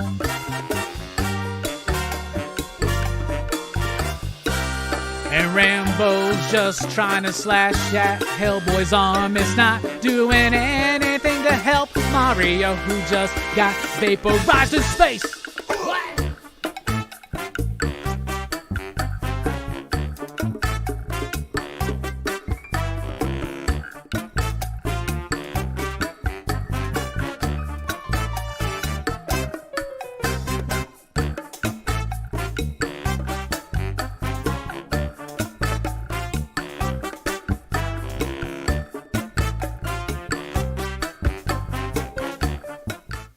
All right, we're back. Thank you so much, Eli. We appreciate that. All right.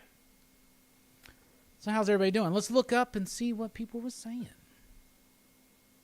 Is Infinite Frontier the Heroes Reborn of DC? No. Infinite Frontier is the first step into the next Crisis event. What's the Doomsday Clock, Zach? Figure Drawing. What's up, my man? Says, no Clay Man on Batman Catwoman. No buy from me.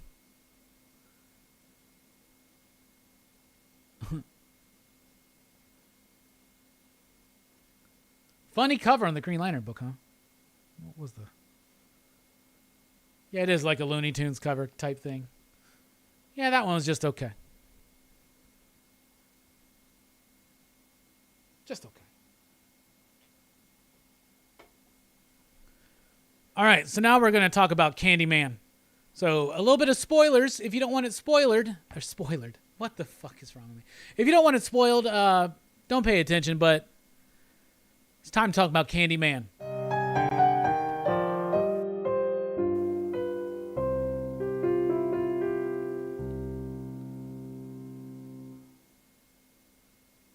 Candyman is a really solid movie that kind of falls apart at the end. It starts off really intriguing by kind of recapping the story with this shadow play. And doing some creepy, innovative ideas from the original movie. Now, this is a new take, a new thing we've never seen in horror films, where they're discounting all the sequels, and it's a direct sequel to the first one. Just kidding. That's like the new rage. That's what they're doing. But you got some really great actors in it, including the guy that played Black Manta. What's his something Yahya Mateen or something like that? Abdul Yahya Mateen, something like that. He's amazing. He was also in the Watchmen show. He's really good in the movie, and it's excellently shot. And all of the actors are really good in the movie. And the movie builds to a point, and it's really connected into what came in the first movie, right? And it builds and builds, and it's got this very deliberate pace. It's got great cinematography and atmosphere, and it ultimately leads to a climax where it's like somebody just said, oh shit, we got to end the movie. Well, here's the ending, and then it just kind of stops working. And it has a really rushed, kind of crazy-ass ending that feels, ultimately to me, disconnected from what came and all the buildup. Like, seriously, the performances, everything about it, it builds up so brilliantly. The usage of art to try to talk about the themes, it's so representative of what the original Candyman was. It is so respectful of what came before and doing something different and new with it, and kind of taking the idea of the Candyman into more of a thought form approach. And then it gets to that end, and that third act comes out of nowhere, and it just rushes like crazy.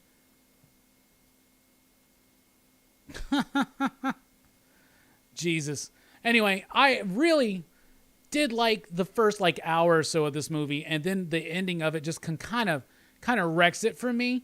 So I really appreciate the vision, and I really think that it was doing something. And when I left, I was entertained, but I was very perplexed by the decisions in the last third of the movie. It's like they were just like, yo, we got to end this and let's go. I just got warned for copyright, so that's hilarious. I thought whatever. But I guess we just need to go back to the still clips. I was trying to do something cool here. But overall, Candyman is interesting. It's definitely worth a watch. I think it's mostly good, but the ending is wrecked for me. So I don't really like the third act, and so I would, after consideration, I'm just going to go ahead and say I give it 3.5 you digs. Because there's a lot to it that's really brilliant, I think, in the first hour, but then it just falls flat. So 3.5 you digs from me. Lots of wasted potential towards the end. Some great ideas that just don't execute and pay off very well.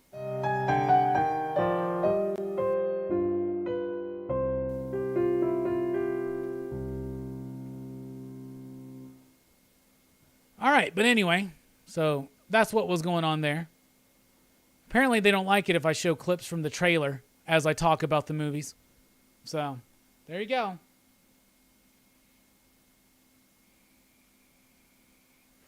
D says Tony Todd is untouchable. There's a nice little bit with Tony Todd, I will say, but it wasn't enough to really kind of get me. You know what I'm saying?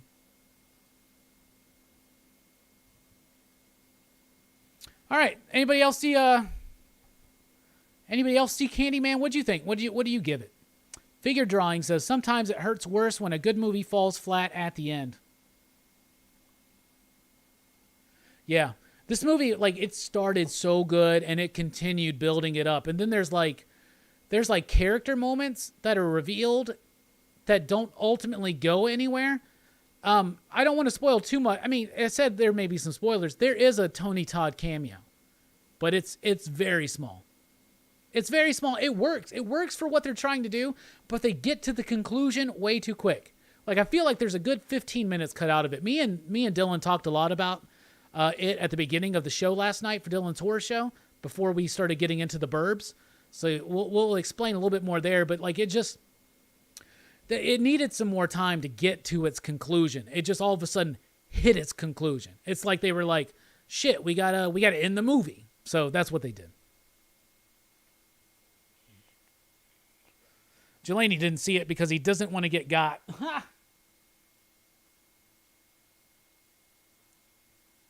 That makes sense. I'll tell you.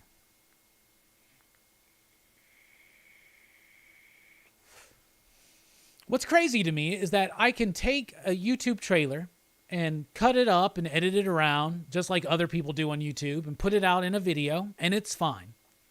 I do it on a live stream, it's not fine. That sucks. I had a nice Shang-Chi one, but I don't even want to attempt it now by playing any footage from Shang-Chi.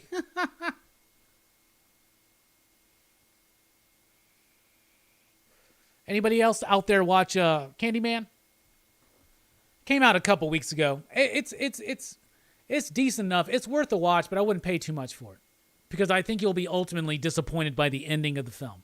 but it does have a lot of respect for the original film, and then it has a lot of respect for the original film, and it's doing something really interesting with the idea of thought forms that I really, really like, but it feels like it skips out of 15 minutes.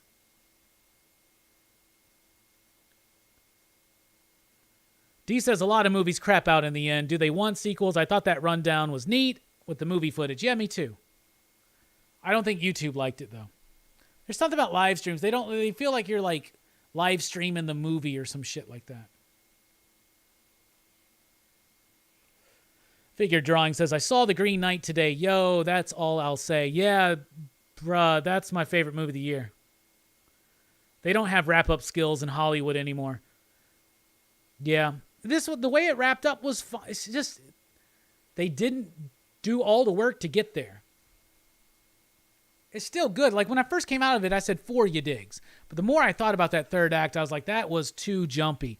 It's just too much of a leap into something else, with not a lot of work and effort to get there. But Green Knight's amazing. I think it's the only film I've watched this year that gets a 5 you digs. It's my favorite one so far. Jelani's watching it right now. Well, you should not be paying attention to me while you're watching that, because you need to pay attention to that movie, bro. And watch it multiple times. Candyman's not... I don't know if Candyman's streaming right now. I saw it in the theater a couple weeks ago.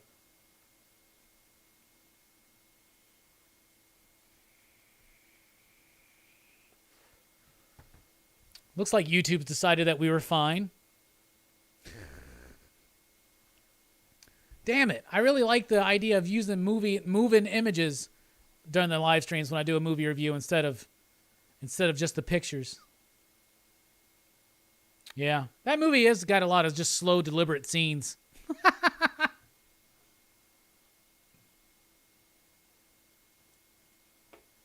Green Knight's fucking brilliant. All right, let's talk about Shang-Chi. Should we tempt the fate with my clips? I don't know. I got a notification that was like, you're in danger of being pulled down. I don't want no copyright strikes.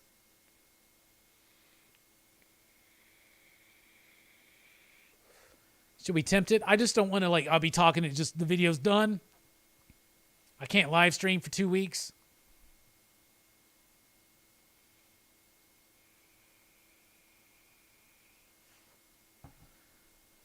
All right, we're about to talk about Shang-Chi. No, don't tempt it.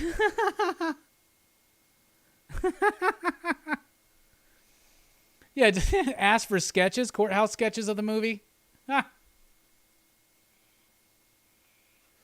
What's crazy is that the visual helps me, like, remember what I'm trying to talk about. But all right, let's just do it then. No fate but what we make, says Joe. Like, literally, bro, like, this is the, like, I don't understand it. I don't understand it. Who owns Candyman? Maybe that was the thing. This happened when we tried to do the Batman live trailer reaction review. Like, trailers are supposed to be meant to be, like, shown and promoted, right? I'm just trying to promote your damn film. Maybe they knew. They were like, Robbie said, we heard Robbie say that he didn't like the third act of Candyman. All right, I'm not going to attempt it. But I'll show you the very first bit of what it would have looked like. Here you go. Look at this. Is that enough? Let's see if we get a streak. A strike. All right. Let's talk about Shang-Chi.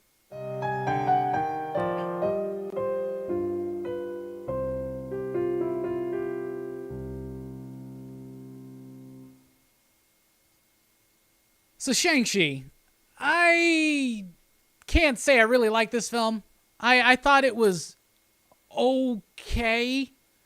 Like, it was just okay. It was a cookie cutter Marvel origin story that, for the most part, I don't really like those kind of things, right? I I don't know. It was okay. I didn't really like this movie, y'all. I'll be honest. I came out of the theater last night, and Brooks liked it. Jelani had liked it. He had seen it already, and I was like, I don't like it.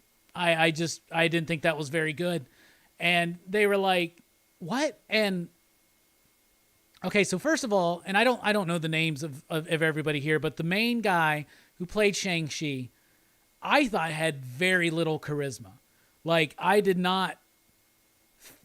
just wasn't buying it. I felt like the comedy in this movie was super forced in. It didn't work for me, okay? The fighting was better than what I've seen in a lot of Marvel movies. It was probably some of the best fighting since, say, Winter Soldier. But it was always, like, dark and muddy.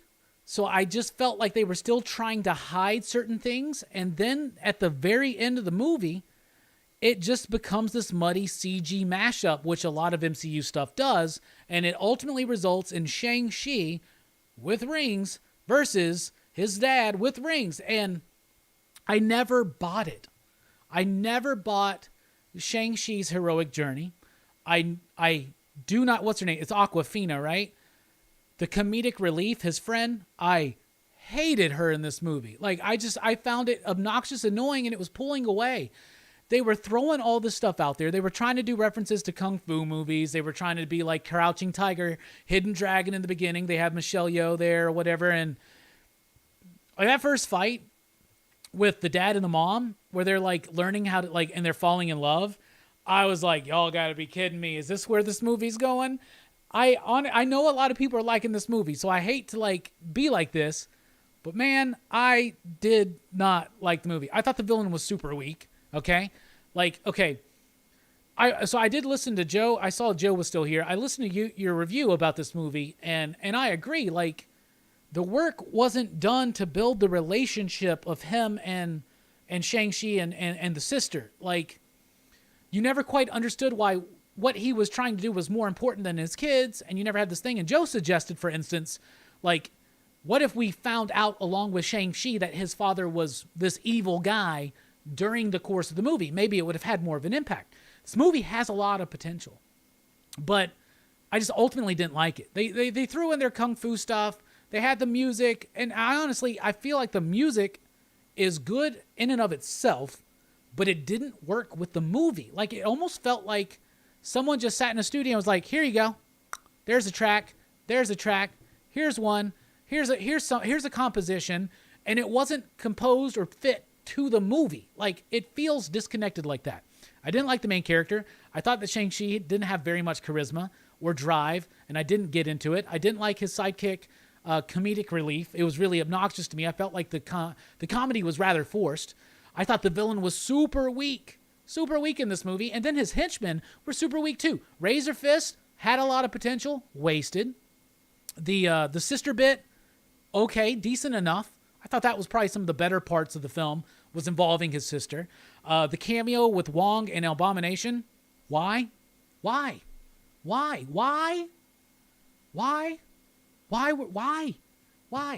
just like Jelani says right there, Shang-Chi does not need rings. He has hands. That's the thing.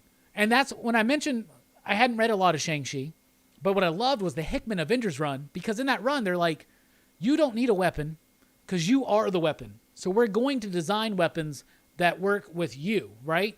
So in this one, like, he needs the rings to win. Bruh, Shang-Chi shouldn't need the rings to win. And I liked there were a little bit more wide angles on the fight scenes, but like I said, they were dark and they were muddy, but they still were doing some of those weird cuts. This, to me, didn't give me that what I'm wanting. I'm wanting something a little bit more like John Wick with the fighting. I thought it was different. Jelani says that he said this last night. Death Dealer was Boba Fetted. Like, so he looks cool. He's badass. He's got a cool action figure. He's worthless in the movie. And the theme that they were trying to get on with the family aspect, I felt was completely missed. Just miffed, actually. Just miffed. I didn't like it. I wanted to like the film, but you know me. I gotta buy into the hero's journey. I gotta have some charismatic behavior and energy from that. I gotta have a good comedic sidekick, and I got to have a really good villain, and I got to have a really good third act. And this movie didn't give me any of those things. Now, granted, I'll tell you this. I watched it at 9 o'clock in the theater, and I feel like I almost fell asleep a couple of times. Now, that could be because I'm 40 now. I'm getting a little bit older. And if I start a movie, especially in a dark theater after 9, I'm about to fall asleep. But I had a big-ass tub of popcorn. I had my Milk Duds. Last night I went with Milk Duds because they last. They last through the movie. That was the best experience for me last night, was just hanging out with my homies Jelani and Brooks and eating some Milk Duds and have some cherry Coke. I didn't really like it. I'm going to give it 2.5 you digs. I need to watch it again. When I first saw Thor Ragnarok, I didn't really like it.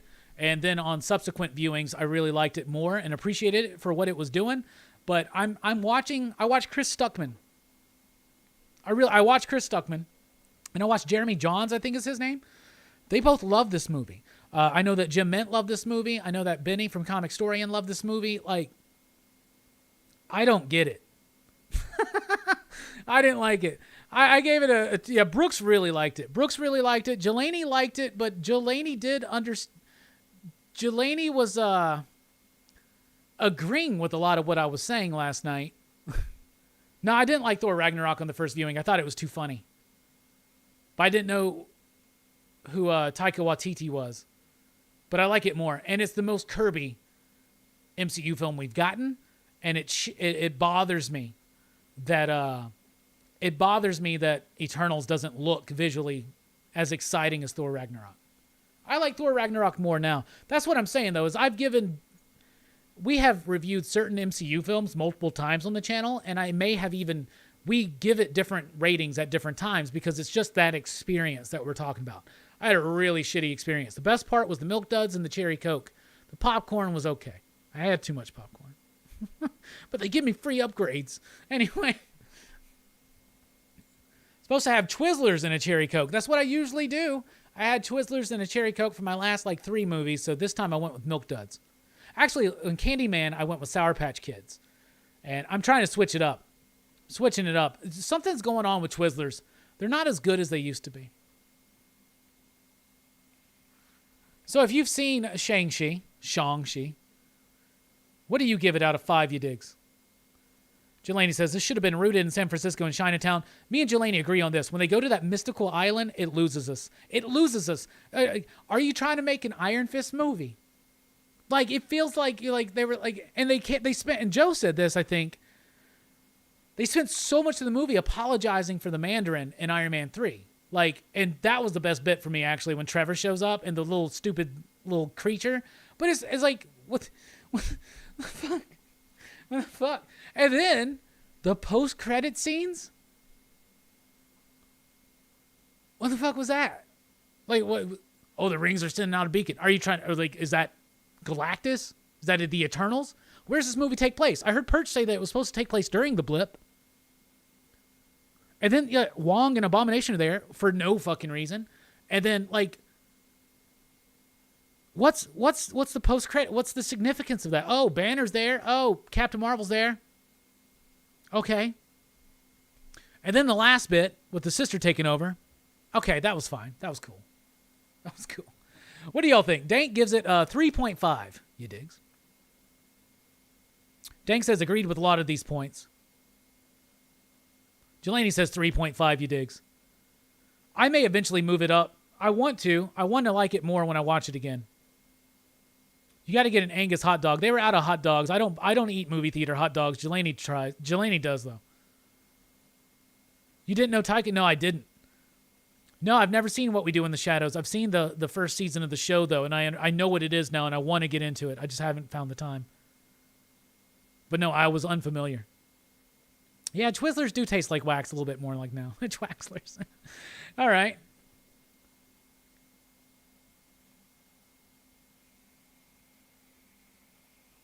Somebody asked what station meant. Yeah. It means be excellent to each other and party on, dudes. All right, we're about to take a quick break. As we're on break, if you watch Shang-Chi, let me know what you thought about it. What out of 5 you digs? What do you give it? When we come back, we'll be talking about What If. We'll be talking about top 5 movies of 1990, doing a little bit of show and tell, and wrapping everything up. Y'all been the greatest. Thank you so much.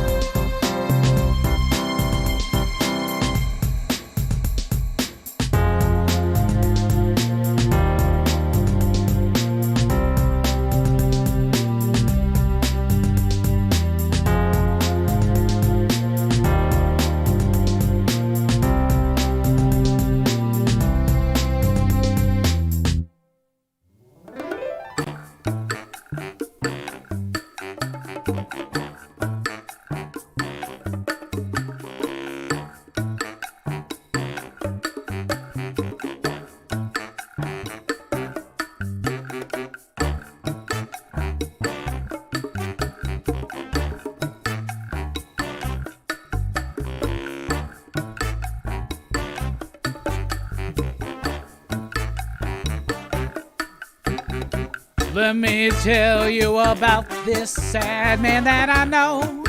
His name is Batman, Batman. Why is he sad? Do you have to ask? You think it's cause of his parents' tragic demise, but it's not. It's because he's trying to fight Bowser to save the day, but he is blinded. He can't see where Bowser's at, so he just keeps kicking and flipping his cape at nothing. Meanwhile, Bowser's behind him. Bowser thinks it's hilarious. How about you? Venom is crawling up the side of your screen.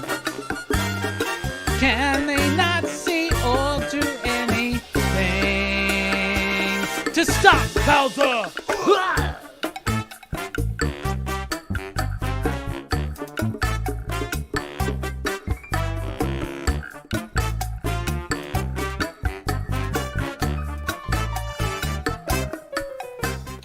All right, we're back. Welcome back. Thank you so much, D, for the super chat. That was indeed NES Bats. So there you go. All right, moving on through. We got a fun wrap-up for the show. We got What If. We talk about What If. We're going to be talking about 2 episodes of What If. We're going to be doing top 5 movies of 1990, show and tell, and then the final 9. So that's exciting. We got Mike06 in the house. He says, Station 316 says, hit that like button. That's right. Bueller's selling some comics, isn't he? Anything good? Anybody buy anything from Bueller this weekend? Help support him.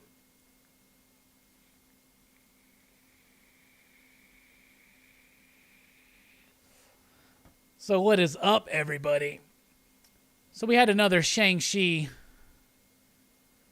review. Kirby says 3.5 rings. Anybody else with any thoughts on Shang-Chi as far as ratings? Big Herm, you watch Shang-Chi yet? TM Nerdy, you watch it yet? What y'all think about it?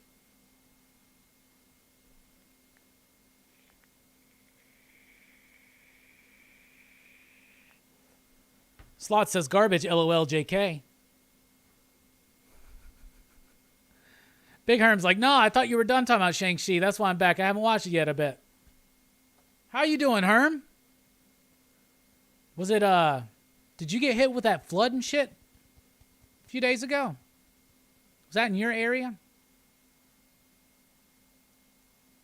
You know, I had your fellow New Yorker, Jimmy Palmiotti, on the channel. He lives in Florida now, though. I was making some jokes, like, about, like, the Seinfeld fucking parents, and he was like, no, they're in a different area of Florida. I'm like, damn, Jimmy, you're so literal.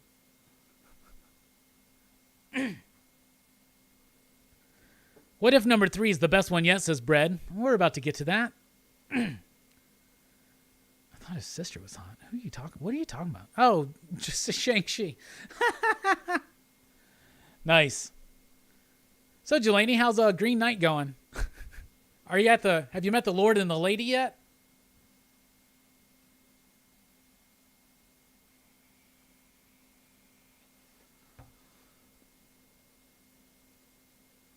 Bueller has a ton of filler run, no keys.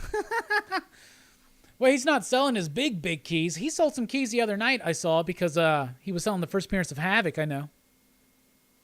I got my eyes on the first appearance of Maggot. I'm not even fucking kidding, y'all. Y'all think I'm kidding, but I'm not. Ugh. Man, what the fuck about YouTube not allowing me to play clips of the trailer? Jesus. I think I realized what I have to do. I know what I'm going to have to do. I'm going to have to break it up into little clips, because if you notice, I didn't get a single thing when I showed just a section of the Shang-Chi. But of course, it could be the studios. Who knows? It is a slow burn. Tis.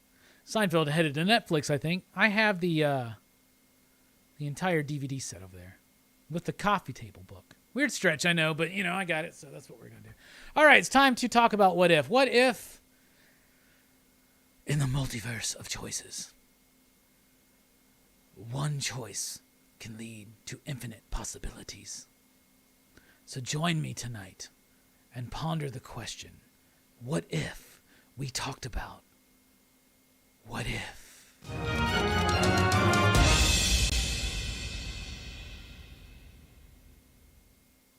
So tonight we're going to be talking about 2 episodes, episode 3 and episode 4. First up, episode 3, and it's like, what if the Avengers, I guess, got before they ever formed, right? Here's the thing. I liked this issue. I mean, this episode. I thought it was pretty solid, right? So this one pondered the question of what if the Avengers were all picked off before they formed. We're talking about Iron Man gets got, Hulk gets got, Captain America's never found initially there. Thor gets got by a fucking arrow. Thor gets got by an arrow. Just going to throw that out there. Black Widow. They all get got. Hawkeye. Whatever. They all get got, right? They all die, and the Avengers never form. And it leads... Okay, so here's the thing. And once again, spoilers for What If, Episode 3. I really was feeling the vibe of this issue going up. I mean, this episode going up. And you have the return of Samuel L. Jackson. It's not Scarlett Johansson playing Black Widow, but good impersonation. Good impression there. So I liked it, but the problem is they had this really great build-up, and I liked that we finally were getting into some dark territory.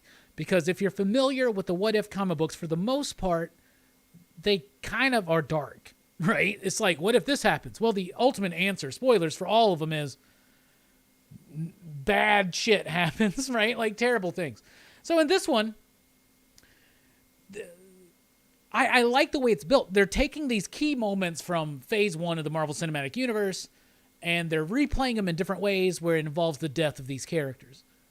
And I liked Fury trying to figure it all out and this and that. And I liked the little nod to Captain Marvel, like maybe this is when I should call Captain Marvel and shit like that, right? By the way, Fury would have called Captain Marvel as soon as the Chitauri showed up. Let's be honest about that. Anyway, so for this one, it builds up and it's fine, and I really like it. Until the revelation of who the killer is. So spoilers, the killer is Hank Pym. And it's Michael Douglas as Hank Pym, as basically Yellow Jacket, because Hope Van Dyne has died as a S.H.I.E.L.D. agent, so he's taken his revenge on Fury by killing off everybody in this initiative that he's planning on doing. Weird stretch. Like, I feel like his motivation would be to kill Fury, and I feel like he could easily just have done that. Right? I mean, honestly, without worrying about Iron Man, here's the thing. You kill Fury, guess what? No Avengers initiative. Yeah, I mean, right? So I don't know why they went with this weird stretch of him killing all these heroes. Like, the time that it took him to figure out how to kill the Hulk, he could have just went and killed Fury. Coulda. Just gonna say. So I like this episode until the revelation at the end. And it was cool to see Michael Douglas as Yellow Jacket and as a villain, and that was cool. But the motivation and just the way they laid it out just didn't quite work for me. Take the Avengers out of it, make it Fury-centric more so.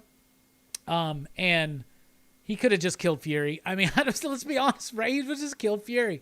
So this one, I'll give 3 digs. 3 digs for episode 3 of What If. And now we'll talk about episode 4. And I just watched this one before the stream. And that's the one of what if Doctor Strange lost his heart instead of his hands. What a weird way to put that, but it's what if his lover died, right? What's her name? Christy, right? Played by, oh my goodness, what's her name? Rachel something? I can't remember her name. Somebody knows out there. Hopefully, help me out. I really like this episode. I thought it was cool because it goes back into that dark territory. So the idea is that his love interest in the first movie dies in the car with him instead of him being in the car and getting his hands messed up. Rachel McAdams. Thank you so much, Mike. I really do appreciate it. So Rachel McAdams' character of Christy dies, and he becomes Doctor Strange like normal, and he uses the time stone to go back and try to change it. But he keeps... Every time he tries to change it, she still dies, and he finds out it's like an absolute point in time. We've seen this story tons of times. So then he decides that, well, I'm going to start absorbing all this, the craziest of the chaotic demons in the nether realms. I'm going to absorb their powers until I can do it. Because he tries to bargain with one, which looks very similar to the elder god type character that Hydra was trying to pull out in episode 1. right? So then he just starts absorbing their powers. He goes crazy, and he starts breaking down reality because of his powers. Everybody's disappearing and all that shit. And he finds out that there's a good version of himself as well, because the Ancient One, before she died, decided to split Doctor Strange's timeline within this one timeline for some reason. That was a weird stretch. We could have actually done without all of that. That just kind of padded the episode. You could have, I feel like they were like, well, we need something else here. The split thing was kind of weird. I didn't understand that. But I will say this. It was dark. It felt like a classic What If tale. It did not have a good ending. Like, at all. There's a tinge of hope at the end of What If Episode 3. But at the end of What If Episode 4, this whole reality dies. Like, and I love the more active involvement of the Watcher, of Uatu. More Jeffrey Wright. Seeing him more in the scene. Actually seeing the Watcher as more than just a silhouette coming through, but having a little bit more movement, a little bit more direct involvement in the story. As much direct involvement as you can get. Because I love how he shows up and he's like, no, I can't help you, Steven. I'm just here to fucking watch your universe die. I liked it. I liked it a lot. So the good version of him fights the evil version wins, absorbs him. He becomes this beastly monster. He finally can resurrect Rachel McAdams' character, and in doing so, he wrecks reality, and it just all dies, and he's very regretful at the end. I fucking loved it. I thought it was great. I thought it was in the vein of what I'm expecting from What If. It was dark. It was tragic. It had some nuance to it that I thought was actually way more hard-hitting than the Doctor Strange movie, which I listed earlier as being one of my least favorites in the MCU. And also, I think that I've seen a lot of people criticize the animation in What If, but for me, I like it. And I think that in Episode 4, it was the best yet. There was some amazing animation effects done in this one. So I'm going to go 4.5 you digs from me on this one, and I will go on record and say that I think it just might be my favorite episode so far. I want to know about you right now in the comments below, in the live chat right now. What do you think about What If Episode 3, where the Avengers got? What if the Avengers got? And Episode 4, what if Doctor Strange lost his heart instead of his hands? Loved that episode. So what do you think? And yeah, Bread68, my favorite What If so far is the newest one, Episode 4. So I want to know, what do you think? What if?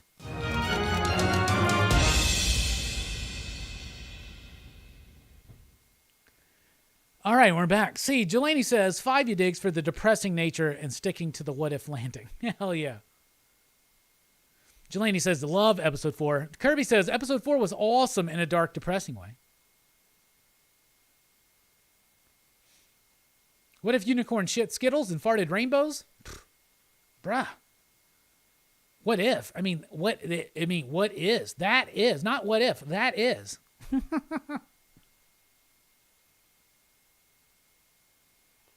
How does Pym know about the... Yeah, exactly.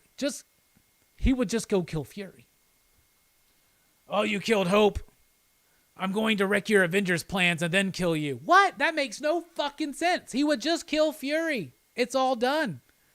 That is the definition of weird stretch. Yo, this dude's responsible for the death of my daughter. So, ergo, I want to kill him.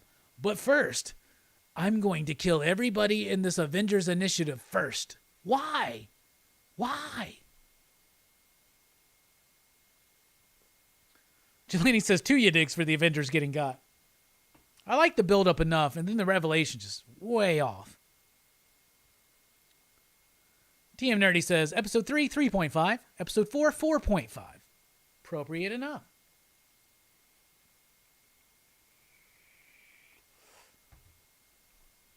Oh, yeah. We now pause for station identification.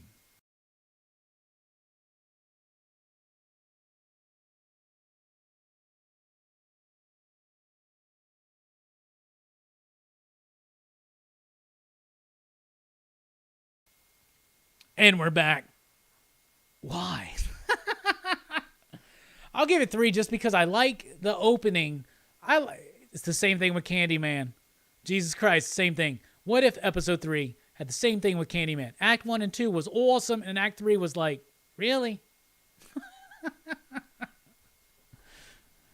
I really, really freaking liked episode 4, though. I thought that was the best one yet. And I love the T'Challa episode. I thought the first one was cool. I was wanting them to get more dark, and I'm glad that they have. I think they wanted to fool people, real people in at first with the nicer ones. But I don't know. I really like this last one. It felt more like a true what if for me. I liked it a lot. All right, switching gears now, everybody. We're going to talk about movies in 1990. So we went through all the movies in 1980, and I did a top 5 for every year. We're going to do that again for the 90s. We're starting tonight. Here are my top 5 movies for 1990. All right, I hit the wrong button. So spoilers, you already know what my number 5 is. But for clipping it out sake, here are my top 5 favorite movies of 1990.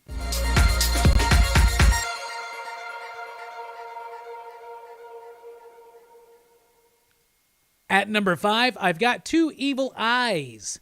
This was originally released in Italy in 1990, not till 1991 in the States, but it counts as 1990, I'm telling you. But this is written and directed by George A. Romero and Dario Argento. It's 2 Edgar Allan Poe stories. One is The Black Cat, the other one is the something about George something, right? Anyway, it's not.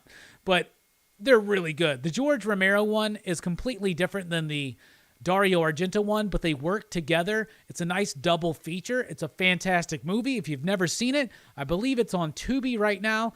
Two Evil Eyes from 2 of the greatest horror movie directors of all time. We're talking about George A. Romero and Dario Argento, and they're all very accurate interpretations of Edgar Allan Poe stories. Then we've got, at number 4, Teenage Mutant Ninja Turtles. Come on, this is one of the greatest comic book movies of the 90s. It works. It works so well. The animatronics, the Shredder, he's threatening. It's dark. It's got that early 90s gritty comic book movie feel. I freaking love it. Honorable mention to Dick Tracy, but TMNT has it 100% for me at number 4. At number 3, Miller's Crossing. This is a Coen Brothers film. I adore this movie. It's so good. It is one of the strongest it's one of the strongest crime fiction movies I've ever seen. It's up there with the greats. We'll be talking about one of them here in a minute.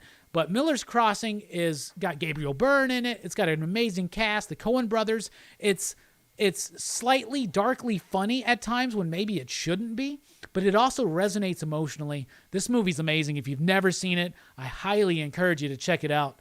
It is tragically beautiful. At number 10, it's Goodfellas. Come on, Martin Scorsese. It's one of my favorite Scorsese films. It's a lot of people's favorite films. Ray Liotta, Robert De Niro, Joe Pesci. This is a great movie that makes it feel, in the beginning, like you want to be a gangster. And then at the end, you're like, nope, no thank you, not the life for me. It's bold, it's tragic. I really love the scope of it. I think it was fantastic. I think we take it for granted nowadays because it spawned so many copycats, but it still holds up for me super well. It's my number 2 of 1990. And my number 1, Gremlins 2, the new batch. And I know, man, I was really struggling with this. This was a tough top 5. Really, 1990 has some solid movies. Honorable mentions to House Party, Total Recall, Problem Child, Darkman, Edward Scissorhands. Like, there's some good bangers in this, but I'll tell you this. Out of all the movies that I listed as some of my favorites from 1990, I thought to myself, out of all of them, at any moment, what would I be the most likely to rewatch? If someone said, here's a list of movies, what do you want to watch? I would always pick Gremlins 2, the new batch. I love this movie. I love the original Gremlins. Joe Dante is a genius. And in Gremlins 2, he did a parody of itself. Very Looney Tunes-esque, fantastic movie. I love it. The music is better. The animatronics, the puppeteering is better. The story is bigger. I freaking love it. It's a satirical work of cinema genius to me. I freaking love it. And Paul, I'll tell you what. Honorable mention to Kindergarten Cop. So my number 5 is Two Evil Eyes. My number 4, Teenage Mutant Ninja Turtles. My number 3, Miller's Crossing. My number 2, Goodfellas. And my number 1, Gremlins 2, the new batch. Right now, I want to know, what are your favorite movies of 1990?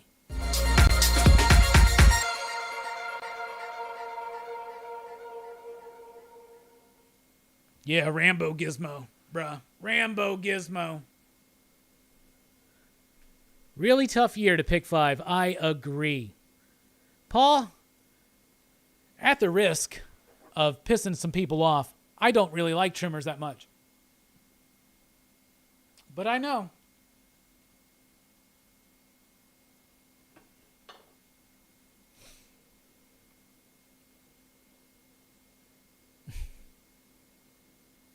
What are your favorites of 1990? Let's get into it. Mark says, Yellow Jacket doesn't just want to kill Fury, he wants Fury to suffer. There's different ways to do that. I don't really honestly think the death of Tony Stark makes Nick Fury suffer too much. Let's be honest, okay? Like, there's more things like find Fury's long-lost family or some shit. Like, there's a different way you could go about that.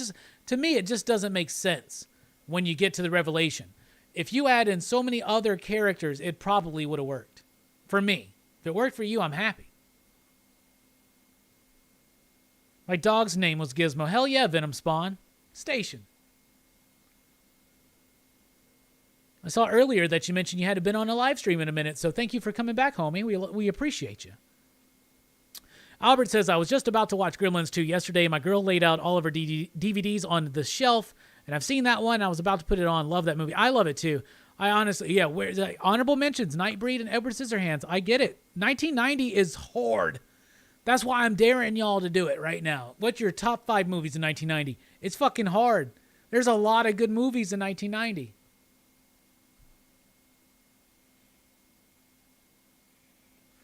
I'm telling you. Holy shit, we got Jeffrey Thorne here in the house. Hey, Robbie, this Green Lantern story is a 12-issue arc. We've just got into the middle. All right, I'm excited to see where it goes. I appreciate. Thank you for being here, Station. Thorn Identity, Station.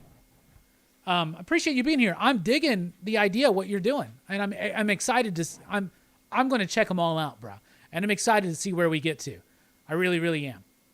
I've never really been a Jon Stewart fan, like honestly.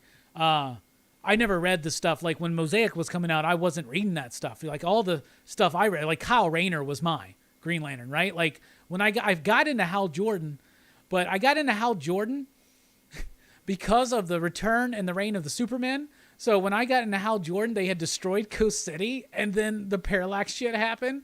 So I was like, whoa. So Kyle Rayner was my Green Lantern. So where's Kyle? Huh. Anyway, I really like what you're doing, and I'm excited to see where it goes. Thank you for popping in, bro. But right now, top 5 movies of 1990. This is one of the hardest ones I've done. Paul says, Miller's Crossing, Darkman, Home Alone, Total Recall, and Misery. See what I'm saying? This is a tough list. This is a tough list. This is a tough-ass list. My list, to recap, was Two Evil Eyes, Teenage Mutant Ninja Turtles, Miller's Crossing, Goodfellas, and Gremlins 2, the new batch. Station. Thank you for popping in. Great work on Purchase show, by the way. I love you on that show. You're really good. We'd love to have you on this channel sometime if you're interested. We'll holler at each other. Just let me know. I'm on Twitter, Instagram, Facebook, all that shit.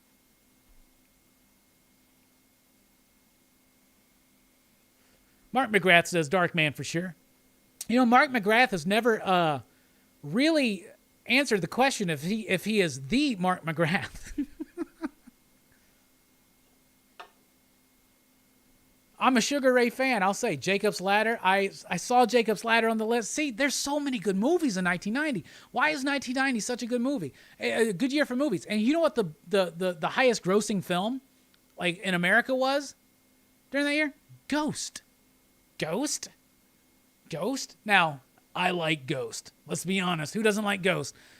But bruh, Gremlins 2, the new batch, I'm telling you. Yeah, and Total Recall. All right, Albert has accepted the challenge. TMNT, Edward Scissorhands, Goodfellas, Gremlins 2, and Total Recall. Great top 5. Thorn Identity, Just Wait, Pedal Down. Love the show. Thank you, bro. Appreciate you. He also says Miller's Crossing is everything. Bruh, that movie, that bit where they're interrogating Gabriel Byrne, right? And the dude has to come and fight him, and then he hits him, and he's like it's like, the Coen brothers are so good at taking dark, disturbing material and imagery and making it kind of fun. Do you know what I'm saying? Like, it's so freaking weird. It's so freaking weird. That nobody else can do that. Like the Coen brothers, to me. Miller's Crossing is one of those movies where you're just like, wow, that's something else. Arachnophobia. I see a lot of arachnophobia out there. Yeah, I love that movie. I actually just recently picked up in the dollar bin the comic book adaptation of Arachnophobia.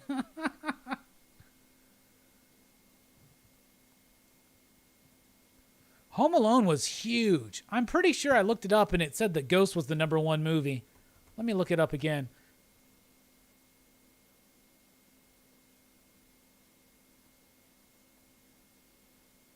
Yeah, Ghost made more money than Home Alone. Ghost made $505 million. Home Alone did $476 million. Pretty Woman's #3, Dances with Wolves #4, which won the Academy Award. 5 was Total Recall. Wow, that was a smash, Total Recall. Back to the Future Part 3 was 6. Die Hard 2 was 7. Presumed Innocent. Wow, I forgot about that one. No, Teenage Mutant Ninja Turtles at #9 was the #9 highest grossing film, $201 million. And then #10 was Kindergarten Cop with $201 as well, just shy of TMNT. Kids used to go to the movie theater, I think.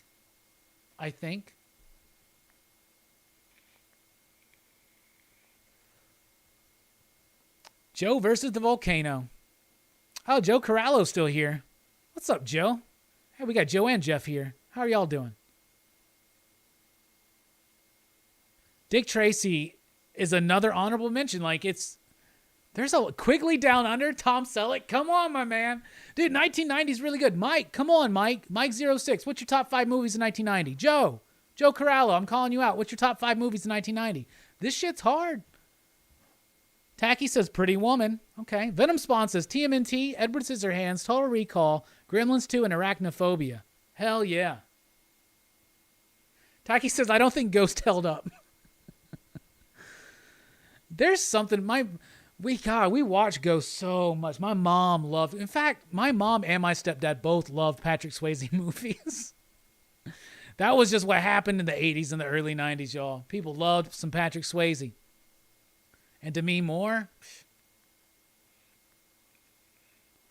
I'm not really a Pretty Woman fan, though. I really don't like Richard Gere for some reason. I just don't. I don't know if I like a Richard Gere movie, to be honest with you. Night of the Living Dead remake. Okay. D, I'll give you that one. It didn't stack up. It's definitely in my top 25. I'll give it top 25. There's a lot of good ones.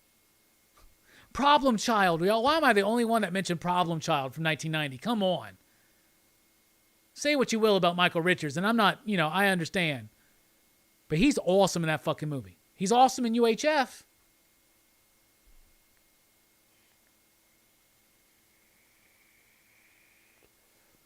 Paul says, if you had to watch one right now, it'd probably be Gremlins 2. You were right on that. It would for me. The crazy thing is that Roadhouse is better. Roadhouse is better.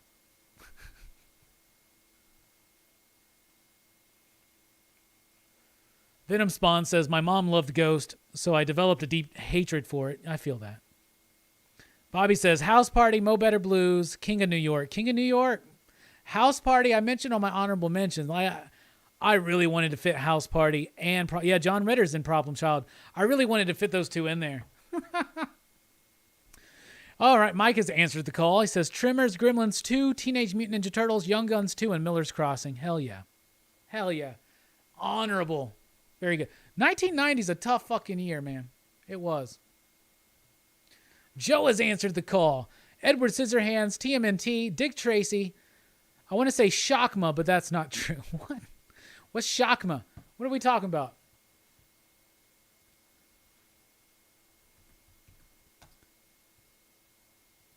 What's Shakma? 1990. Hugh Parks, Tom Logan, Chris Adkins. I've never seen this. What is this movie? 1990 American horror film directed by Tom Logan and Hugh Parks. Roddy McDowall. Okay. Also known as Panic in the Tower. Battling a baboon which has been driven insane by an experimental drug. Despite negative reviews, the film has achieved a small cult audience, of which I guess Joe Corallo is one of them. And he says he's seen Shakma on the big screen. You've seen all of these on the big screen, haven't you? Jelani's answered the call. Die Hard 2. Oh, bro, really? Die Hard 2? TMNT, Hunt for Red October, Dick Tracy, Total Recall. It's a good one. Dances with Wolves on the Dad Movie Jam. I don't really like Dances with Wolves. It's just Avatar, but a Western version of it. Yep, John Waters' Crybaby was 1990. Air America. Wild at Heart, was that one 90? It wouldn't make my top 5. Nobody mentioned Flatliners, says Paul. Miller's Crossing is the most rewatched. Miller's Crossing is... It made me want to rewatch it. We did a Coen Brothers podcast. You can find it here on YouTube and on our website, popculturephilosophers.com. Really cool stuff.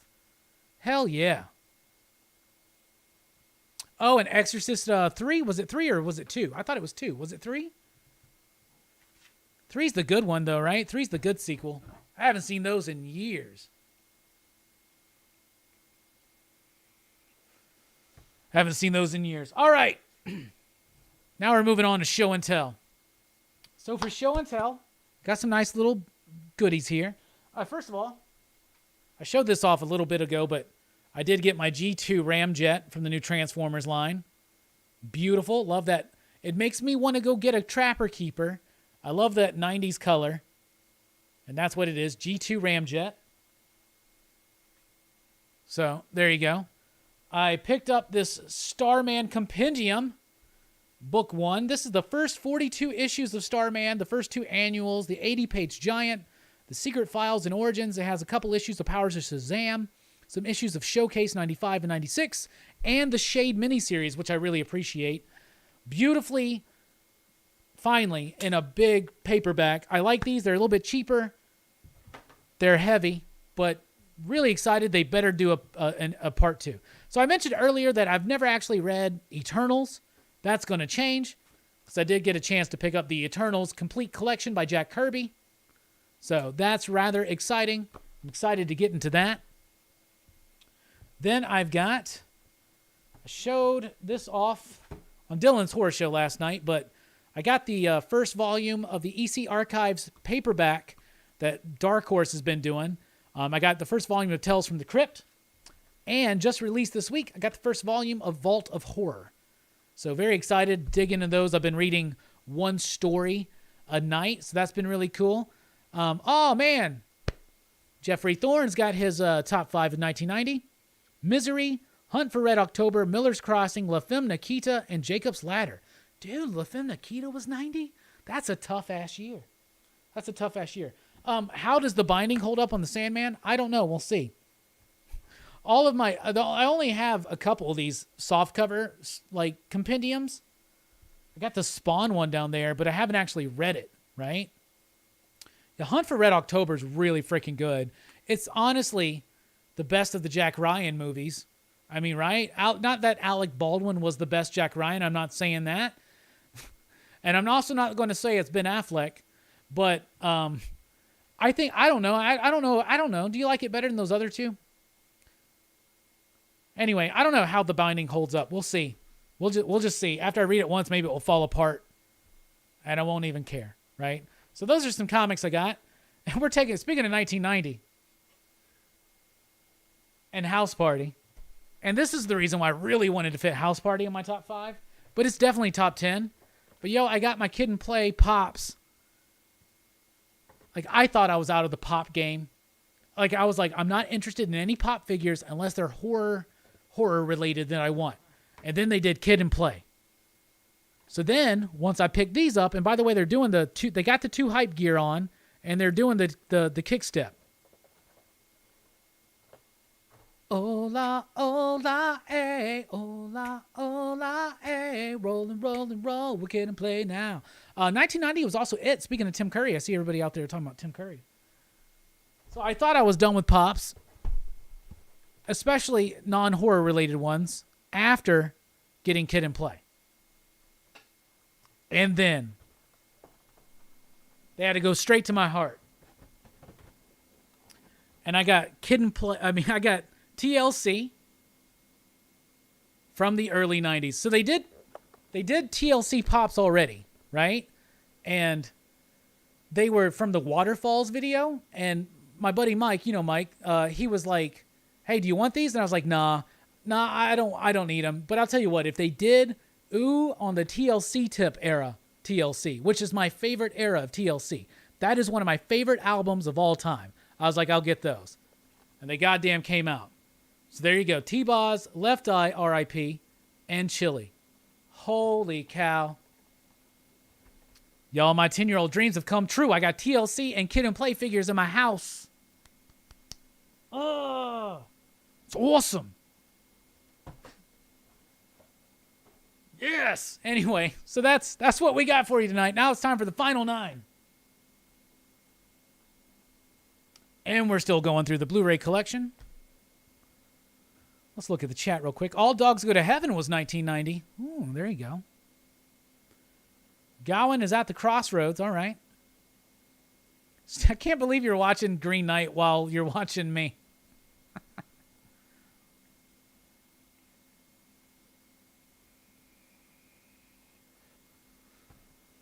Best Tim Curry movie is Rocky Horror Picture Show. I will not argue that one. I don't know. Legend's really good too. Legend and Home Alone 2. I wonder if one of my favorite performances from Tim Curry is this dude right here, Pennywise. So, yeah.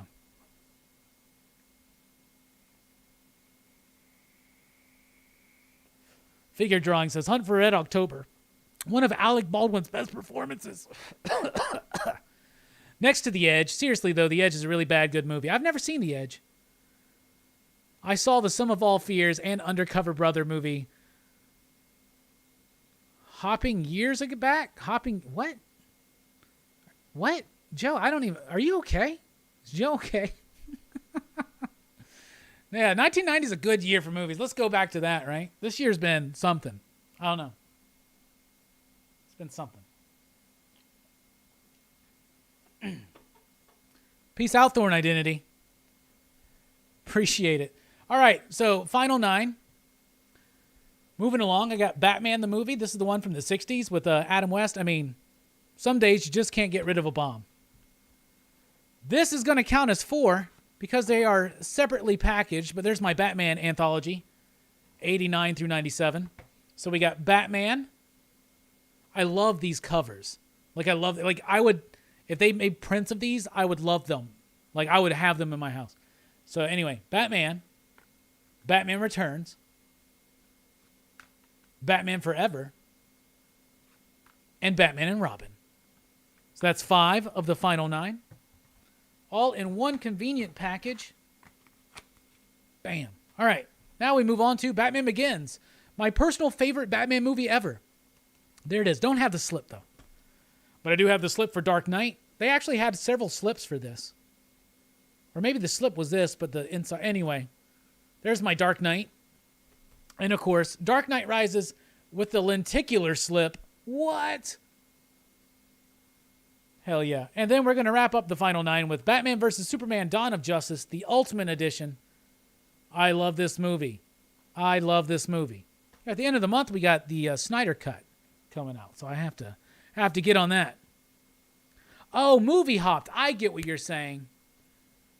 Paid for one movie, stayed for another. Yeah, I know exactly what you're saying, Joe.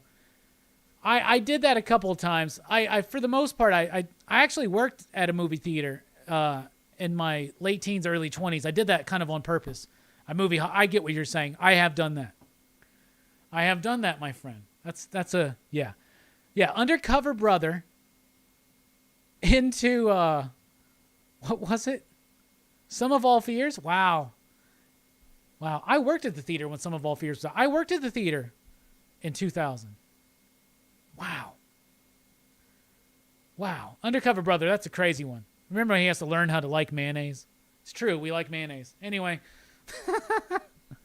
Dark Knight's my favorite Batman movie, says Venom Spawn. Hell yeah. Figure Drawing says, Robbie, ban Jelani so he can watch The Green Knight. That is not a multitasking kind of film. I agree, but Jelani will probably watch it again. It is hard to find a bad Tim Curry movie. Anyway, we're dipping out. Thank you so much. So what's coming up once again at the channel? Join us tomorrow night. We are joined by Gavin Smith. He's the comic book artist of Accelerators, Dead Legends, and the upcoming Star Trek Mirror War. Very excited to have him on the show tomorrow night. That's 8 p.m. Central Time. Horror Fest. 9 p.m. Central Time Friday night. Fright Night is the movie we're talking about this week. And then on Dylan's Horror Show on Saturday night at 6 p.m.-ish Central Time. Fright Night Part 2. Don't forget to check out my Top 10 with Jim Mint Collectibles. The latest Top 10 is out on the webs right now over at Jim Mint Collectibles. All right, we're dipping out. We appreciate you. Y'all have a good one. Thank you for being the best YouTube community out there. We love you. Y'all have a good one.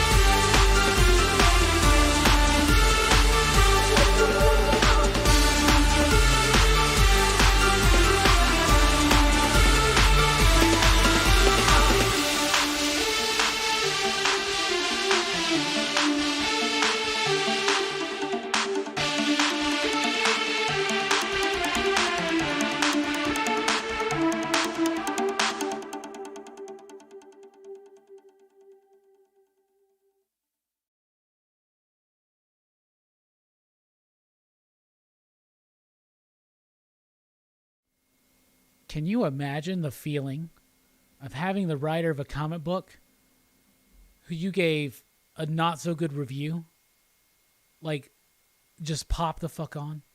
I was like, I really like Green Lantern.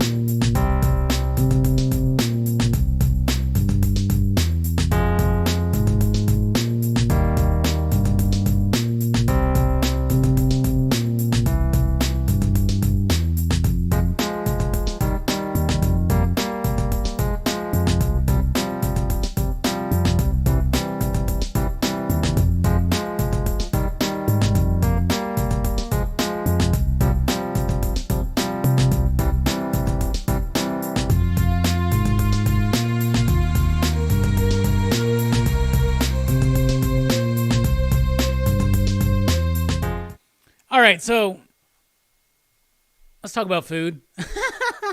I'm on a burger kick, man. So like last week, me and Jamie were like spending the weekend out at her place, out in the woods, out in in the country, and no internet and shit out there. So it's just like nice, like get away and did some reading, did some chilling, sleeping, a lot of sleeping. I'll tell you that. So before we went out there, she was like, let's go get something to eat. I was like, man, I want a burger. So we went to this place called Bad Daddy's Burger Grill or whatever, Burger Bar or something like that. It's really good. So we had great burgers there. And then like after it was all done, we came back here one night. We're like, what's for dinner? And I was like, we got this. Let's make some chicken or this. And I was like, I want a burger. Let's go get a burger. I did burgers again this week. Bruh, I'm addicted to burgers right now. I'll tell you what, I found a YouTube channel that I absolutely love. I'm going to recommend it. It's called Ballistic Burgers. This dude, I don't know if he's super charismatic or nothing, but I am transfixed by his knowledge of burgers, and I have been looking for certain tools that he uses to formulate patties and grind meat and do that. I want to go hardcore deep into making some fucking dope-ass burgers. I like a good burger. In fact, I might go get a burger right now. Maybe we'll go get a burger. Maybe.